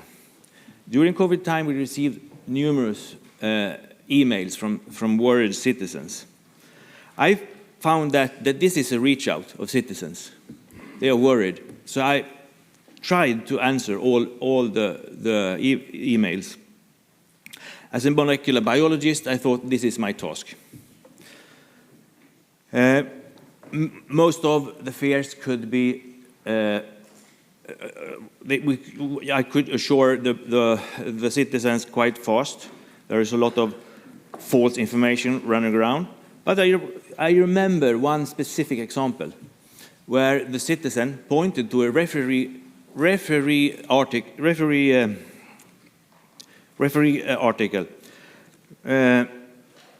which showed that there are negative effects on human cells and tissue culture from the spike protein. I thought, yes, I will dig into this. I looked at the article. It was very well performed. It was in a refereed article. However, as a molecular biologist, I could even deeper to it. So I found out that in the production of the vaccine, exactly this region that made the harmful effect of the tissue culture was deleted when the vaccine was produced. So the vaccine was safe. But how could anyone without molecular biology knowledge know that? I could reassure the citizen in this case. So I strongly mean that sloppy use of reference to science is a threat to confidence in us and in science. And it risks relativize science. Another sloppiness is to use true populism. But yet another sloppiness is to mistake a true ambition to fix the flaws of today's liberal democracy as populism. We, all the good guys, must be truly good. It is difficult to be good. It takes energy and takes time. But we can't afford to be sloppy. If we do not believe in arguments, why should the citizens believe in us? We cannot just cherish democracy, we must live democracy. I just want to add with something else very important for me and for others as well, I think. Slava Ukraini.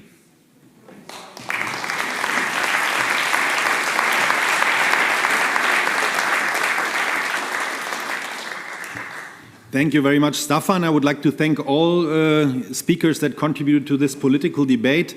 As Bryndís mentioned in her first statement, we are a little bit behind time.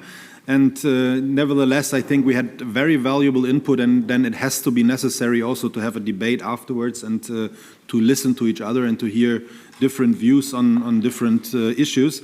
But now, before we are coming to the most important part of the conference, the inauguration of the new presidency, we still have one part of the conference that we absolutely have to do as well. And that's why we now come to a long-standing part of the BSPC conference, that these are the addresses by representatives of other parliamentary assemblies, of international guests, and of our observer organizations. For us, it's very valuable that they take part in our conference and that they spread the word, what we discuss here. And that's why we are very glad that for our first address, we will hear Ms. Jagoda Żilkowska. She's the chair of the Committee on Budget and Social Affairs of the Western Pomeranian region. And Ms. Żilkowska, the floor is yours. Thanks for being here with us.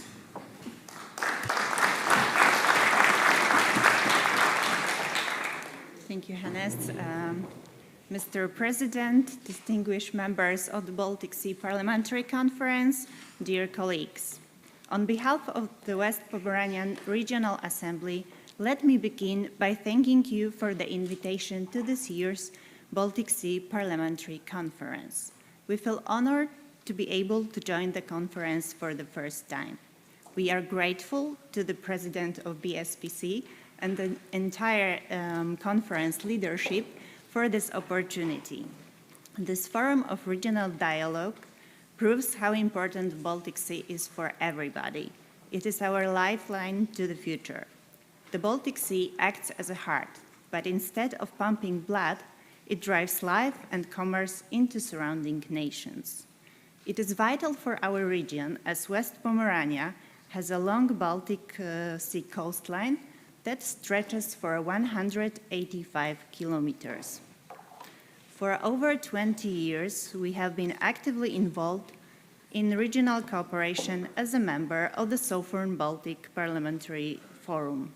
This year, we are happy to host that event in our region in Poland, in West Pomerania. We appreciate cooperation among countries of the Baltic Sea. Thank you for the 2 wonderful days of productive dialogue, sharing lessons learned and your expertise. During all the sessions, you all perfectly underlined the key words that represents this conference, that is cooperation, security, and sustainability. When it comes to cooperation, please keep a close eye on digitalization and AI in energy security. Never forget that ongoing communication between people is vital. We really appreciate our close teamwork with Germany in area of green energy, especially hydrogen investments. We learned a lot after our visit in PCK refinery in Schwedt-Oder and the Schwarze Pumpe power station. When it comes to security, in the world full of uncertainties, it is necessary to monitor the Baltic Sea. We are happy to have NATO corps in our region, in the city of Szczecin. I hope they are always ready to react quickly to any threat in the Baltic Sea. Finally, when it comes to sustainability, it is not just a goal, it's necessity.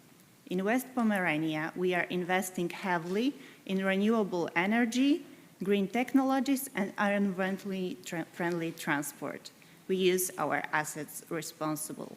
For instance, our partner Danish company Vestas investing in projects in Szczecin, focusing on the production of the components for offshore wind energy. It will be a hub for developing green energy and the chance to find employment in high-tech world of sustainable energy. Onshore and offshore wind energy and the Świnoujście LNG terminal will be the framework of energy security in West Pomerania and the rest of Poland. Thank you once again for welcoming us to the BSPC. Together, let us continue building a stronger, safer, and more sustainable Baltic region.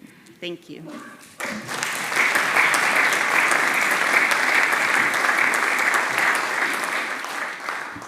Thank you very much, Jagoda. And for the next address, we will hear Beata Koniaska. She's the chair of the Committee for International and Foreign Cooperation of the Pomorskie region, also in Poland. We are looking forward to hear your speech, Beata.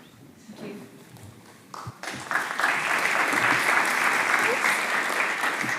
you. Dear President, dear Member of the Parliament, dear esteemed hosts and guests, those youngest and those a little bit older. In the name of the Parliament of the Pomorskie Voivodeship, I am honored to thank you for the invitation to be part of this very esteemed team of people that are working to solve the very important problems that we are facing. Taking part in this warm environment is really very special for us, and I want to thank you in the name of the entire delegation that came here for the warm welcome, including the sun that came out for the entire 2 days, which we did not expect, I have to say. It is my pleasure to inform you that our Parliament on the 31st March 2025 adopted the resolution to become an observer member of BSPC. This positive decision was made in line with our renewed priorities in international relations, where the Baltic Sea region and especially network initiatives remain among the most important, I would even say strategic, for the Pomorskie Voivodeship. Among the Baltic Sea, we cooperate at various levels and in many sectors, from governments to regions and to NGOs. The Pomorskie Voivodeship is a member of the 2 Baltic regional networks, the EU region, Baltic, and the Baltic Sea States Sub-Region Cooperation. We work closely with partners in these networks to share knowledge, learn from each other, and develop skills. The EU region Baltic is now becoming European grouping of territorial cooperation, which we further strengthen cross-border cooperation. We also cooperate one of the policy areas, tourism, within the EU's BSR, All this helps us better implement projects and increase the involvement of residents and communities in the Baltic Sea. The fact that the BSPC members include regional parliaments from the Federal Republic of Germany, between them Hamburg, Mecklenburg-Vorpommern, and Schleswig-Holstein, which already cooperate with Pomorskie within the Forum of Regional Parliaments of the South Baltic Sea and the Baltic Sea State Sub-Regional Cooperation, has further strengthened Pomorskie's accession to BSPC. We hope that by acting in the Baltic Sea Parliamentary Conference, the Baltic Sea regions, we will be able to influence the activities of neighboring regions, making their role becoming more significant. The Pomorskie region is proud to acknowledge the significant institutional contribution made during the Baltic Sea Parliamentary Conference. This collaborative platform has fostered dialogue and strengthened partnerships among Baltic Sea countries, addressing critical issues such as regional security, crisis management, environmental sustainability, climate change, economic development, culture, and civic society. The commitment of member parliaments to share best practices and innovative solutions underscored our shared responsibility for the challenges we all share. Pomorskie will continue to actively participate in these discussions, ensuring that the voices of our communities are heard and that we work together towards a prosperous and sustainable future for the Baltic Sea region. I would like to take this advantage and invite you all to participate in the EU Strategy Forum of the Baltic Sea region, hosted by our voivodeship, which is going to take place on the 29th and the 30th of October this year in Sopot. The theme of this year's forum is security in a broad sense, including societal resilience, energy security, and economic stability in the Baltic Sea region. Discussions will focus on strengthening the region's capacity to respond to current and future challenges, both internal and external. We are also delighted to invite you to the BSSS Day of Cities and Regions, taking place a day earlier, so on the 28th of October, organized by the land of Schleswig-Holstein. The focus will be on deepening multi-level engagement in the Baltic Sea cooperation, while also strengthening the connections and exchanges between various thematic areas and decisions-making level. Thank you one more time, and it is really lovely to be here.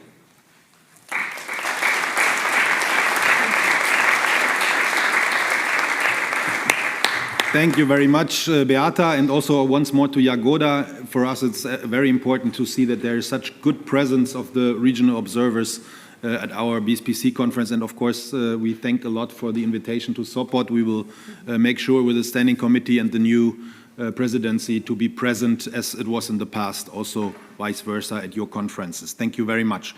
Our last address will be given by our long-standing cooperation partner, the Baltic Sea NGO Forum, and this is represented by Jens William Graf today, and we are glad that you are here.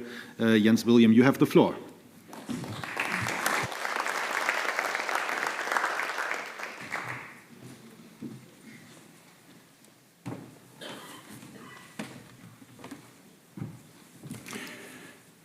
Dear parliamentarians and other participants, thank for the invitation. We have the previous day had the possibilities to get an impressive impression of the beautiful nature and history of Åland.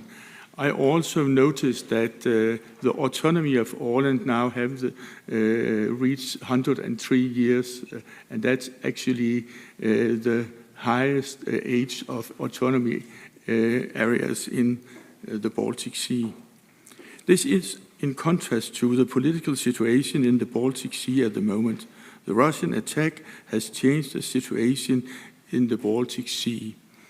I imagined we had arranged a seminar with the Danish director of Danish-Ukraine Youth House in Kiev and in Mariupol.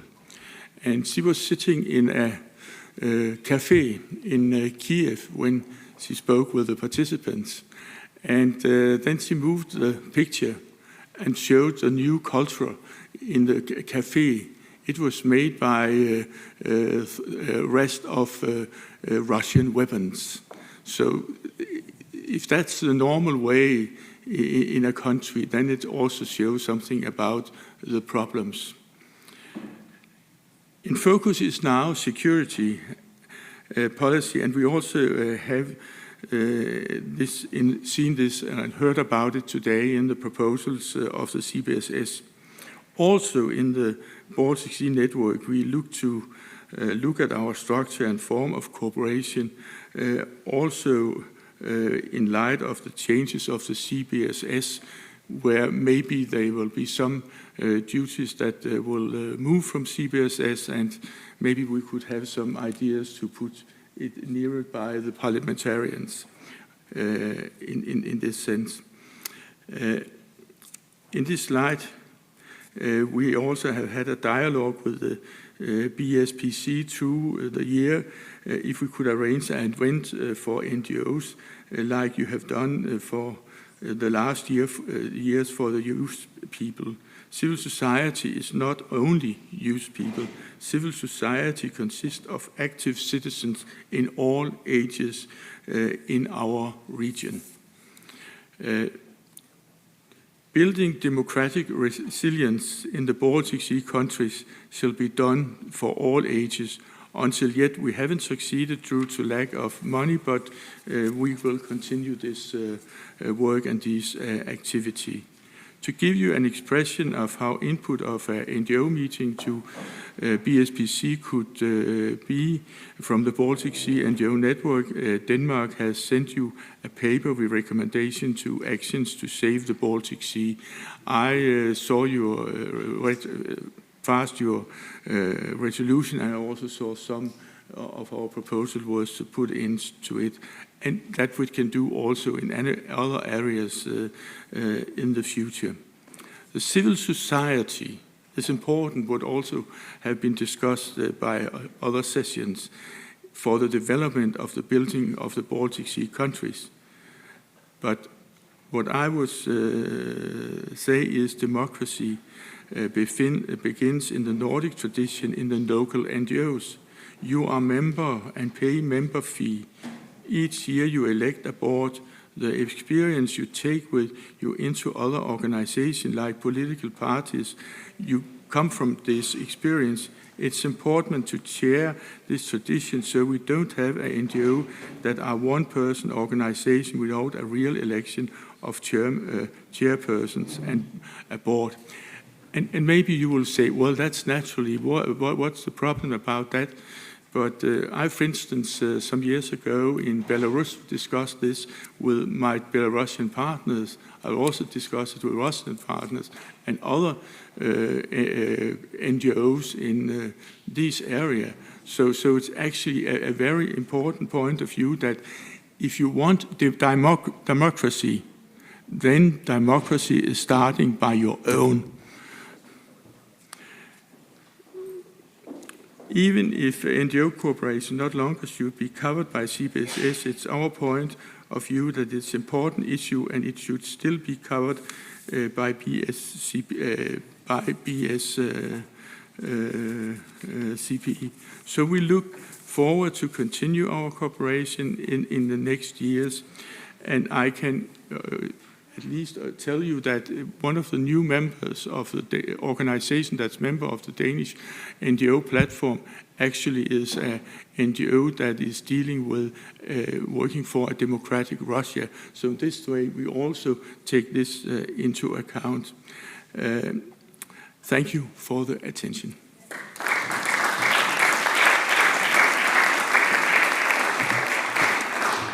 Thank you very much, Jens William Graaf. We also are looking forward to extend our cooperation, and the NGO network is really a valuable partner for us. Thank you for attending our conference. Having heard your contribution, this fifth session concludes. Antonina and I would like to thank all participants and all speakers. We would like to express our gratitude for these very, very good contributions and this debate. It was an honor for us to chair this session, and now we are looking forward to the closing session of the 34th BSPC, and therefore I would like to ask Alfons Röblom and Christina Herbst to take the floor. Thank you. Thank you.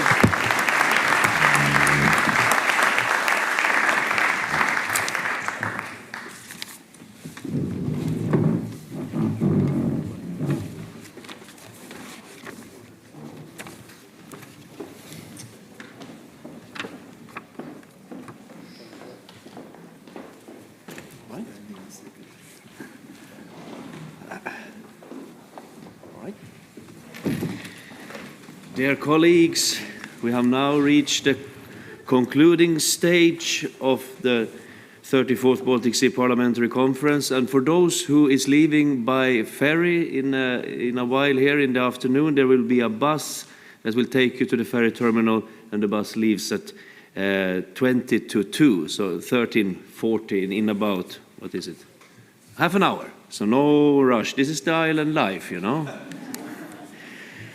But before I hand over the presidency to my dear colleague Christina Herbst, we must complete some important items of business.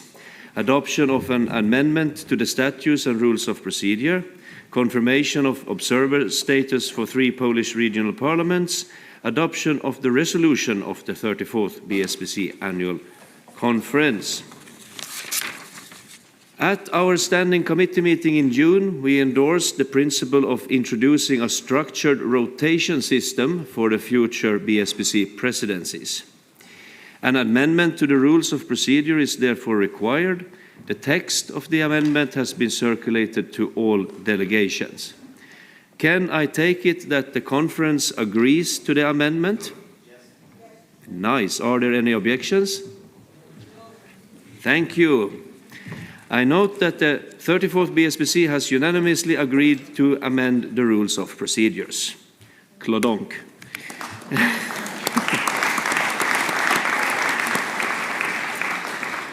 We now turn to the question of observer status for 3 Polish regional parliaments, the Sejmik of the West Pomeranian region, the Sejmik of the Warmia and Masuri region, and the Sejmik of the Pomeranian region.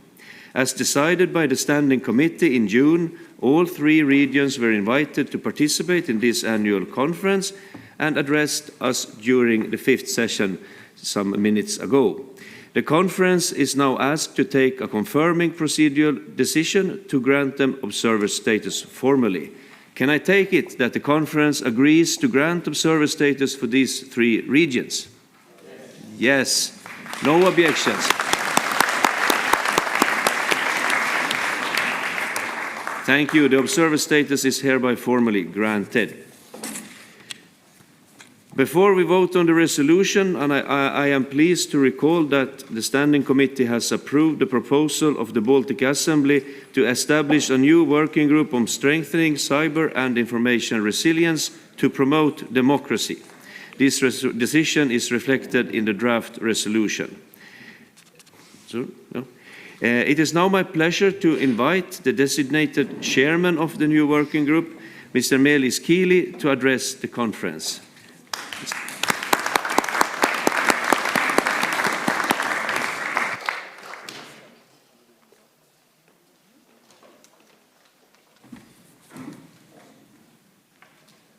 Dear President, colleagues and participants, ladies and gentlemen, it is my great honor to be here in Mariehamn and present the plans for the new BSPC working group.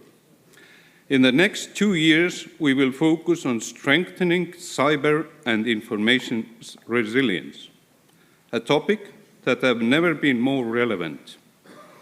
Nowadays, digital systems underpin everything from energy systems and transportation to national security. Lack of cyber and information resilience means disruption of services, damage to economies, and eroded trust to our people. We must work together to prevent attacks, limit damage, and recover faster from the multitude of various threats that we, unfortunately, are facing now and will continue to face in future. Colleagues, we all know too well that the cyber and information threats do not know borders. And it is important that all the democratic Baltic Sea regions are strong. Any weak link can endanger us all. Already in the meeting of the Working Group of Energy Security, we often heard about the importance of the cyber and information resilience. We will use the next 2 years to share knowledge, tools, and best practices. By joining our forces, we will try to find new ways to strengthen defense, close security gaps, and build trust in our people. Cooperation in this format is a key component, and it will be an integral part of the new working group as well. Tackling these challenges collectively requires a platform for creating cohesive policies and strategies. As the BSPC has demonstrated a strong interest in addressing cyber and information resilience, establishing a dedicated working group will enable parliamentarians to jointly tackle current and emerging challenges. We plan to work in two main directions. Firstly, cybersecurity and digital connectivity. There are many topics to be discussed, including moving towards unified cybersecurity and digital policies and regulations, fostering more coordinated incident response mechanisms, and enhancing cooperation between the public and private sector. Secondly, we will discuss strengthening democracy against the weaponization of information. Here, the main topic to be discussed include a unified regional strategy to address disinformation and creating consistent frameworks to address privacy concerns, ethical use of AI, and digital rights. Of course, the primary focus of the working group is on the political recommendations, which will be elaborated during the meeting of the new working group, but also on the exchange of knowledge and practice between the countries. We expect to hold at least 2 meetings a year and prepare a set of political recommendations for the annual resolution to the BSPC. Colleagues, I invite delegations to nominate the representatives to this working group. And I'm looking forward to a productive and successful journey together. This ended my official part, but since I've been trusted to lead this working group, I decided to add a personal touch to that too. When I was a young lieutenant, I had the privilege to attend the Royal Marines course. And I adapted a few principles there. And one was abbreviation of KISS. And that abbreviation stands for Keep It Simple Stupid. However, I have amended it now. I still use KISS. Keep it simple smart. And that's precisely what we need to do. At the end of every lesson or training period, we were asked one question. Why do you do that? And there was only one answer to that.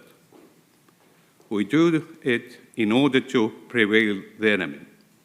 I admit the wording was a bit more direct back then, but the meaning is the same. You know what I noticed? I noticed yesterday, after the speech of Ms. Navalnaya, how easily we are seduced to wishful thinking. She said, Putin is not a Russia, but Russia is a Putin. Putin is not an individual. Putin is a system. What is embedded in Russian society. Believe me, I'm possibly the only person in this room who has also who has been forced to serve in Soviet army as a mandatory conscription. I've dedicated my life to protect my people and country. And that includes learning your opponent. So, why do you do this? In order to prevail over our adversary. And ladies and gentlemen, we are challenged on a daily basis. So, you may say I'm biased. I am. But it is educated biases. If you take the allegation that if Putin is gone, everything will be different. I remind you that after the collapse of the Soviet Union, there have been 3 presidents in Russia. We are mentioning the war in Ukraine. But these 3 presidents, during that period of their rule, have waged 12 wars and been actively involved in 3 more. So this is a fighting society. This is a society what is used to and actually have consent to violence. Make no mistake, it is a long, long struggle before us. And we need to not only to promote democracy, as written on this heading, but we need to protect the democracy. And I promise I will use all my strength and wits, but God have, there might be few, but nevertheless, I will do my best to come up with a solution what is workable, what is simple and small. Thank you.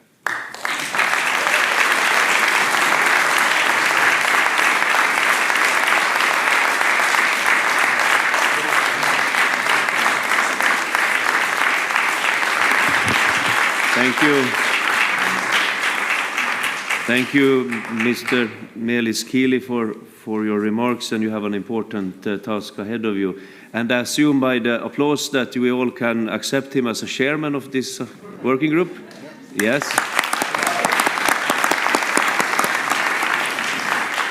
Then we have come to the resolution. Thanks to all delegations for their hard work, particularly to the members of the drafting committee. Reaching consensus is never easy, but once again, through constructive dialogue, we have done it. You have all received the draft resolution of the 34th BSPC. The chair would like you to note that there's been a small typo in 42. The whole paragraph is bolded. That should not be the case. Only 1, 2, 3, 4, 5, 6, 7, the 8 first words will be bolded. So it looks good in our resolution. So with that, note that small format change. As every year, adoption requires the unanimous agreement of our members. Can I take it that the conference agrees to adopt the resolution?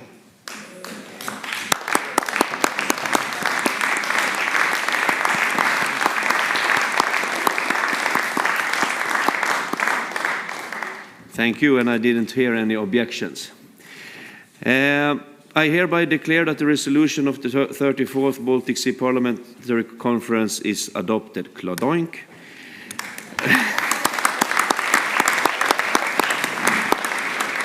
Many thanks once again to everyone for your excellent work during this conference and throughout the past year. I trust that our governments and institutions around the Baltic Sea and beyond will take forward the contents of this year's resolution, ensuring its implementation. All right.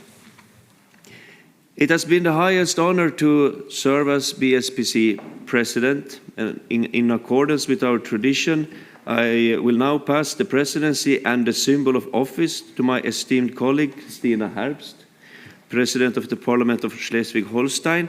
And note, dear colleagues and friends, it is a new symbol, a ring with a boat in between. And of course, as a symbol of of the waters and oceans that connects us, and we are traveling between each other and have dear collaborations.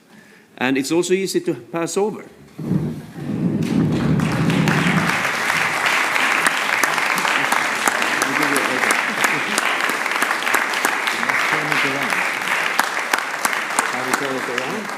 This is the right way.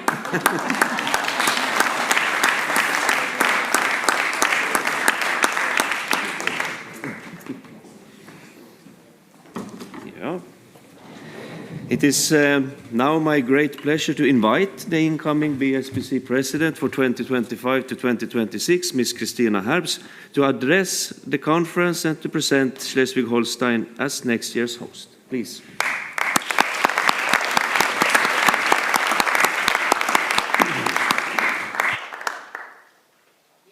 Mr. BSPC President, dear Alphonse, Excellencies, dear colleagues, dear friends of the Baltic Sea region. With sincere respect and gratitude, the State Parliament of Schleswig-Holstein today takes over the presidency of the BSPC. We consider it a great honor to assume this responsibility, especially at the time when democratic cooperation in the Baltic Sea region being tested in new and various ways. I would like to warmly thank President Alphonse Repplum and the King of Åland for their leadership during the past presidency and for the hospitality we have joined here.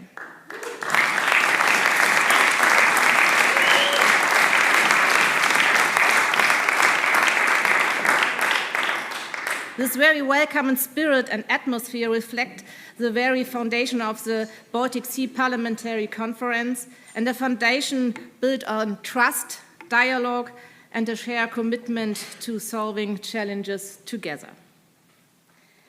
Dear colleagues, in recent months, we have held many intensive discussions about the future direction of the BSPC and the role of the General Secretariat. These discussions were at times complex, but also marked by shared to be reached construction solutions. My special thanks go to Bodo Bar, our long-standing and highly valued Secretary General. His many years of loyal service, his great expertise, and his tireless commitment to the BSPC and the Baltic Sea region have shaped the work of the conference the lasting ways.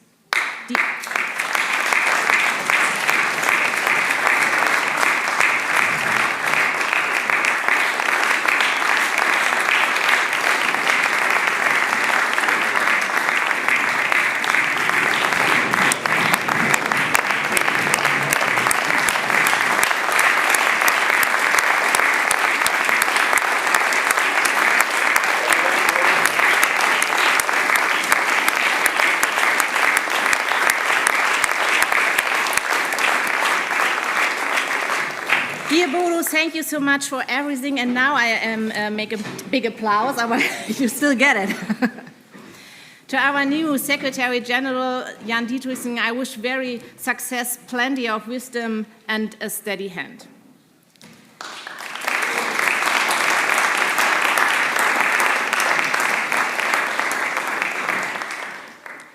Dear colleagues, dear ladies and gentlemen, the upcoming change marks a new beginning. As we all know, every change holds opportunities for new perspectives, new ideas, and new forms of collaborations. And I'm confident that we will successfully shape this transition together, with foresight and through the strength of our cooperation. The spirit of cooperation will guide our presidency, transparent, open to dialogue, and far-sighted. As all organizations, the BSPC needs to constantly adapt new challenges. As member parliaments, we will shape the necessary developments together. thus ensuring that the BSPC will remain an effective voice in and for the Baltic Sea region over the years to come. Looking ahead, we should use all means to further strengthen our cooperation, while building on what already works well and by creating space for innovation. The challenges of our time demand a BSPC that, more than ever, not only reacts to new developments, they demand a BSPC who has a long-term vision. In this sense, for security, the future of the BSPC, we need a strong dialogue culture and a shared vision. Overall, we need to be open to new ways and ideas. Whether it concerns environmental protection, strengthening democracy, or promoting peace and security, we can only succeed if we stand together.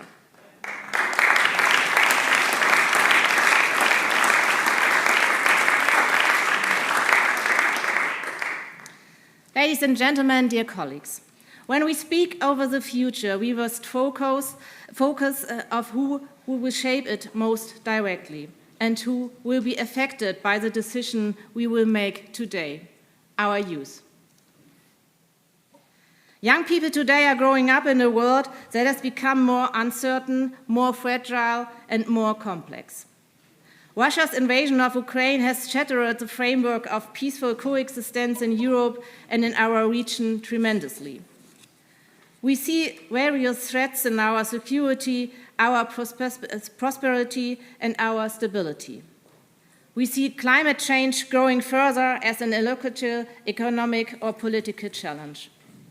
And we all don't know to what extent AI will change our life. It is the young generation that feels this challenge most strongly. That is one of the messages we heard here.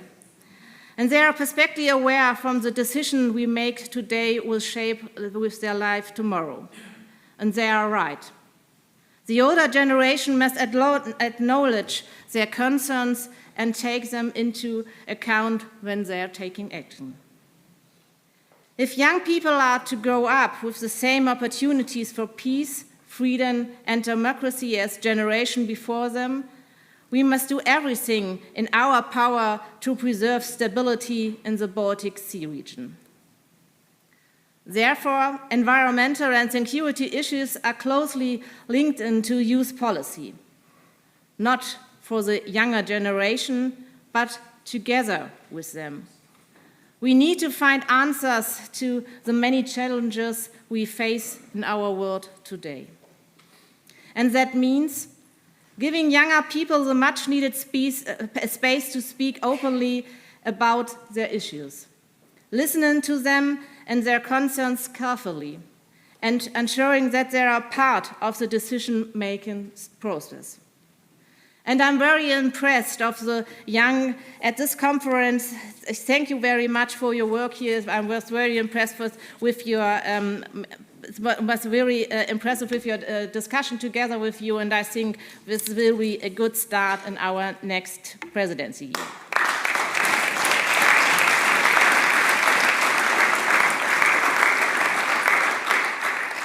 So our presidency will also therefore place a strong focus on the voices, concerns, and needs of young people across the Baltic Sea region.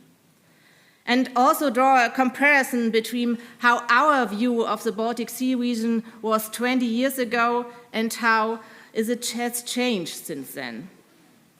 To reflect this, we have chosen the following motto for our presidency: Youth, Set, Sail, for a thriving Baltic Sea region. This motto is both a vision and a commitment. It expresses our belief that young people are not just the future of our societies, they are already an essential and active part of democratic life today. They bring fresh ideas, energy, and the courage to rethink old ways. And we all should provide them with trust and respect and the real will to discuss these ideas. Stefan, I'm sorry, I make a bubble picture in just a second, aber okay. A vibrant, resilient Baltic Sea region can only succeed if we look beyond short-term goals and work across generations for lasting peace, prosperity, and sustainability. A strong Baltic Sea region needs more than economic performance or political stability.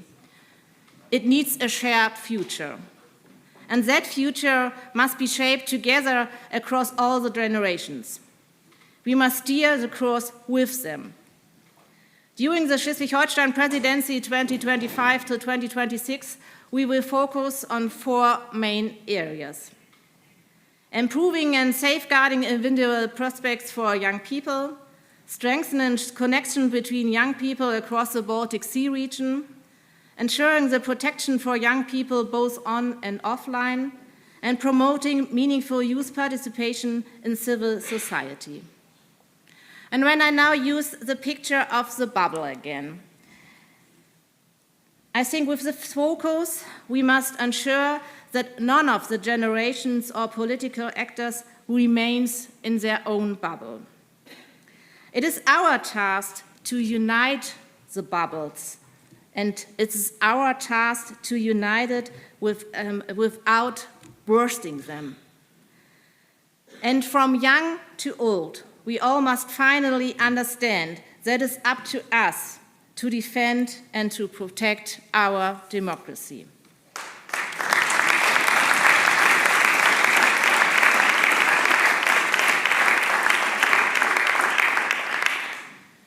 Dear colleagues, the Baltic Sea region has a long history of overcoming division and building peace.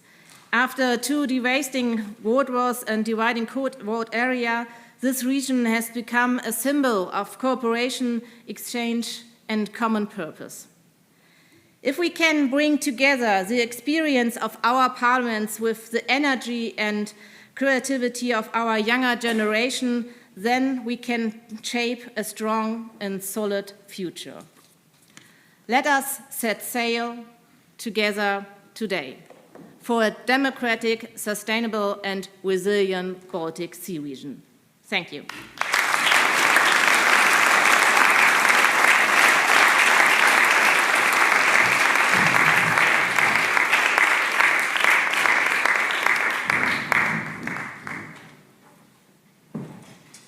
So, we have now come to the end of our conference. I would like to thank you all for being here, and all the delegations and the secretariat, and also our civil servants here in the Lagting, Benjamin, Lynn, and Victoria. We are only 7 people working here.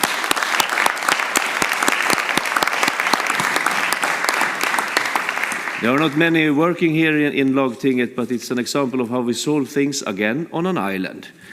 So, without any further ado, I would like to raise the last and very important question of today. And for doing that, I would like to invite Jānis Vukans to the floor.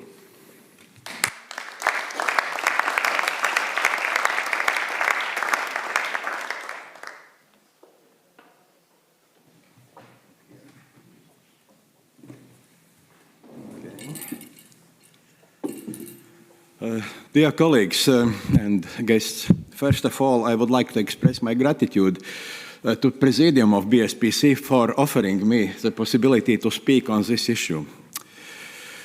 In the history of BSPC, there are some important dates, and one of them is October 1st of 2014.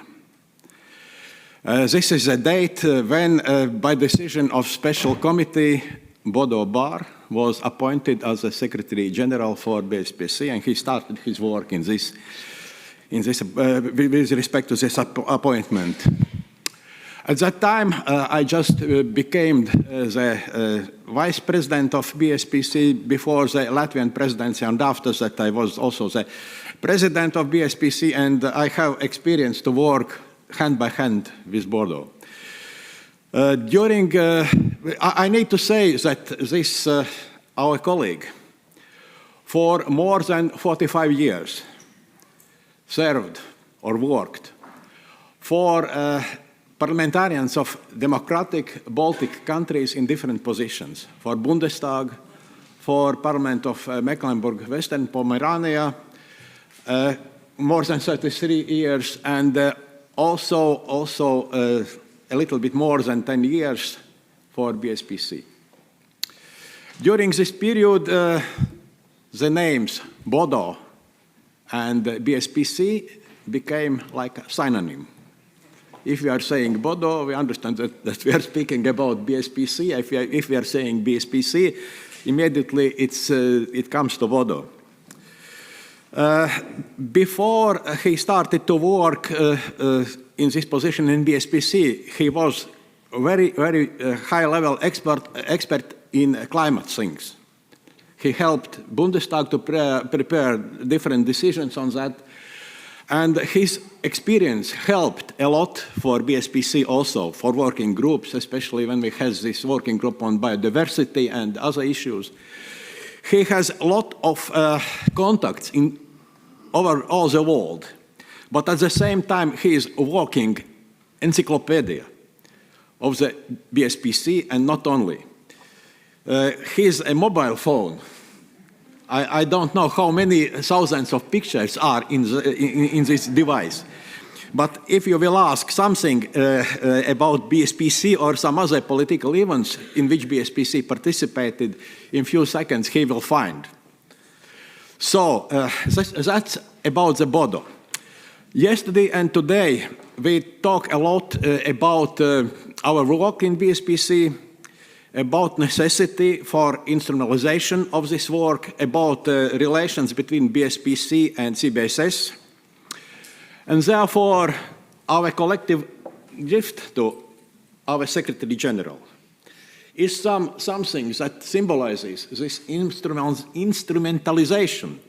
But at the same time, I would like also to wish to Jan Didriksen the luck in your work. And by the way, Bodo is between two Jans, because he overtook his duties from Jan Wittberg, and now those duties are going to the Jan Didriksen. Thank you. So, I'm coming from academic environment, and in academic environment there is a title emeritus for professors, for some other academicians, and therefore in my mind he forever will be Secretary General Emeritus of BSPC. Thank you.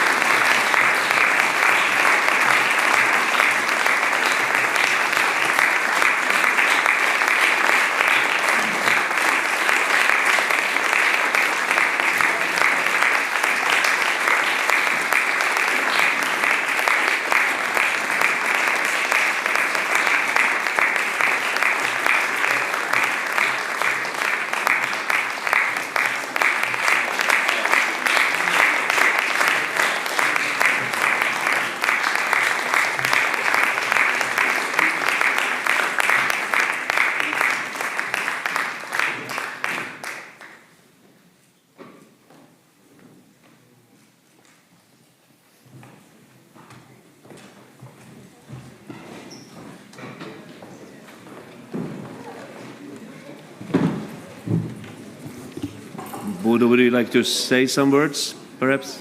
A few words?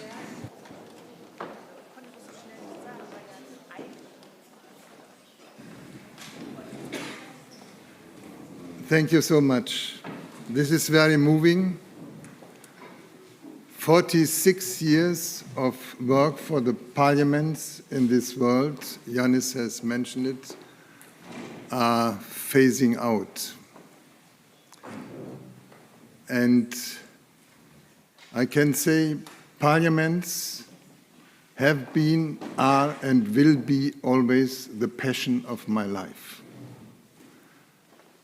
My motivation was always to push the power of parliaments, not by its own end, but because they are the fundaments of our democracies.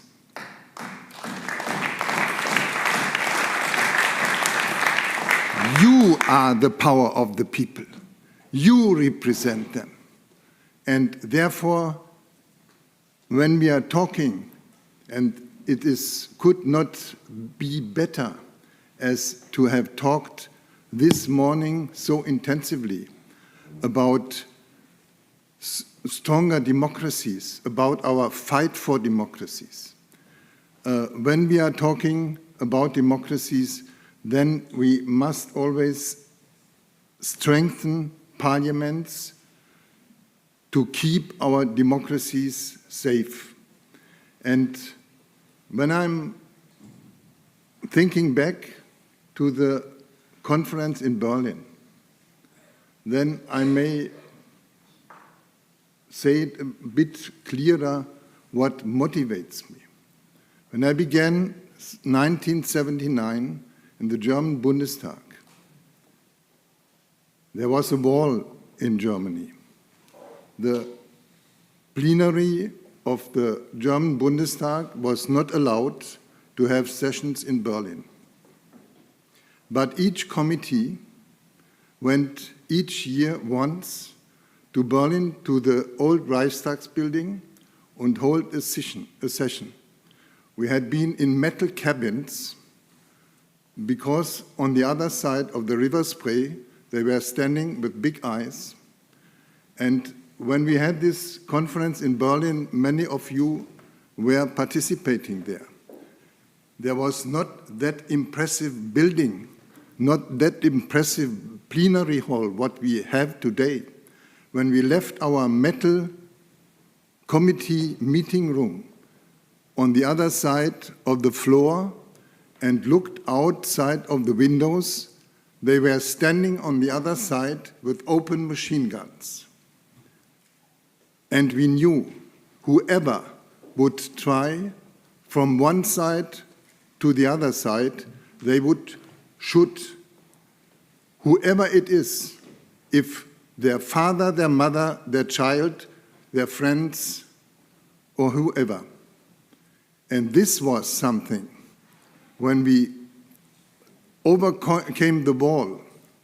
And I learned in these years so intensively how much also the Baltic states and Poland passed the way until we were in the situation to reach the reunion and the fall of the wall in Germany. Then this was the motivation to say never, never more in such a situation. And therefore, it's worth to fight for democracy, to fight for peace, to fight for freedom. And this is what I wish for the future, forever, for the Baltic Sea Parliamentary Conference, to be aware of this, to fight for this, to stay united, as we were singing yesterday night. This is a symbol in a rhyme to make it clear. Do it also in the future as you have done until now, and stay unanimous as we have shown again here this year when we are creating our resolution.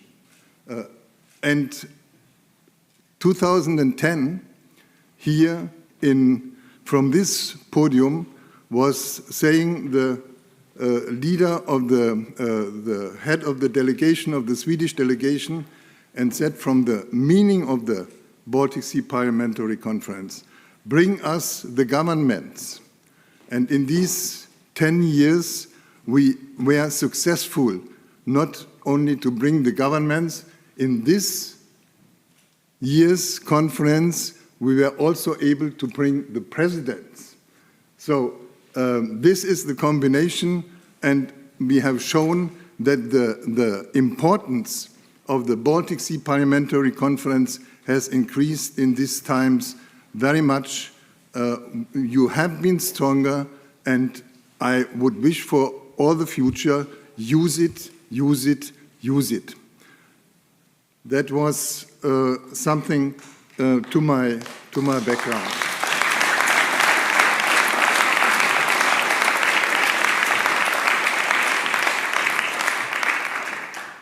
And from my early youth, I was said something from my father. When it has been delicious, it has been hard work and deep effort. And in that sense, it had been delicious to work for you and to...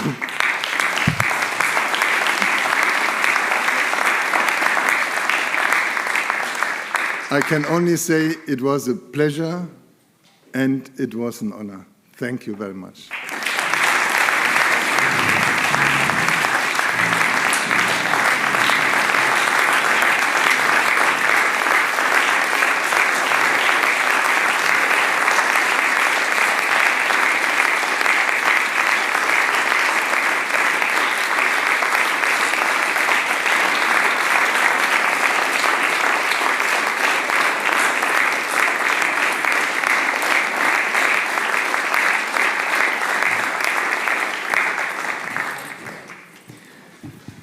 And also, of course, from the presidency, thank you very much, Bodo, and from the Åland delegation, thank you very much.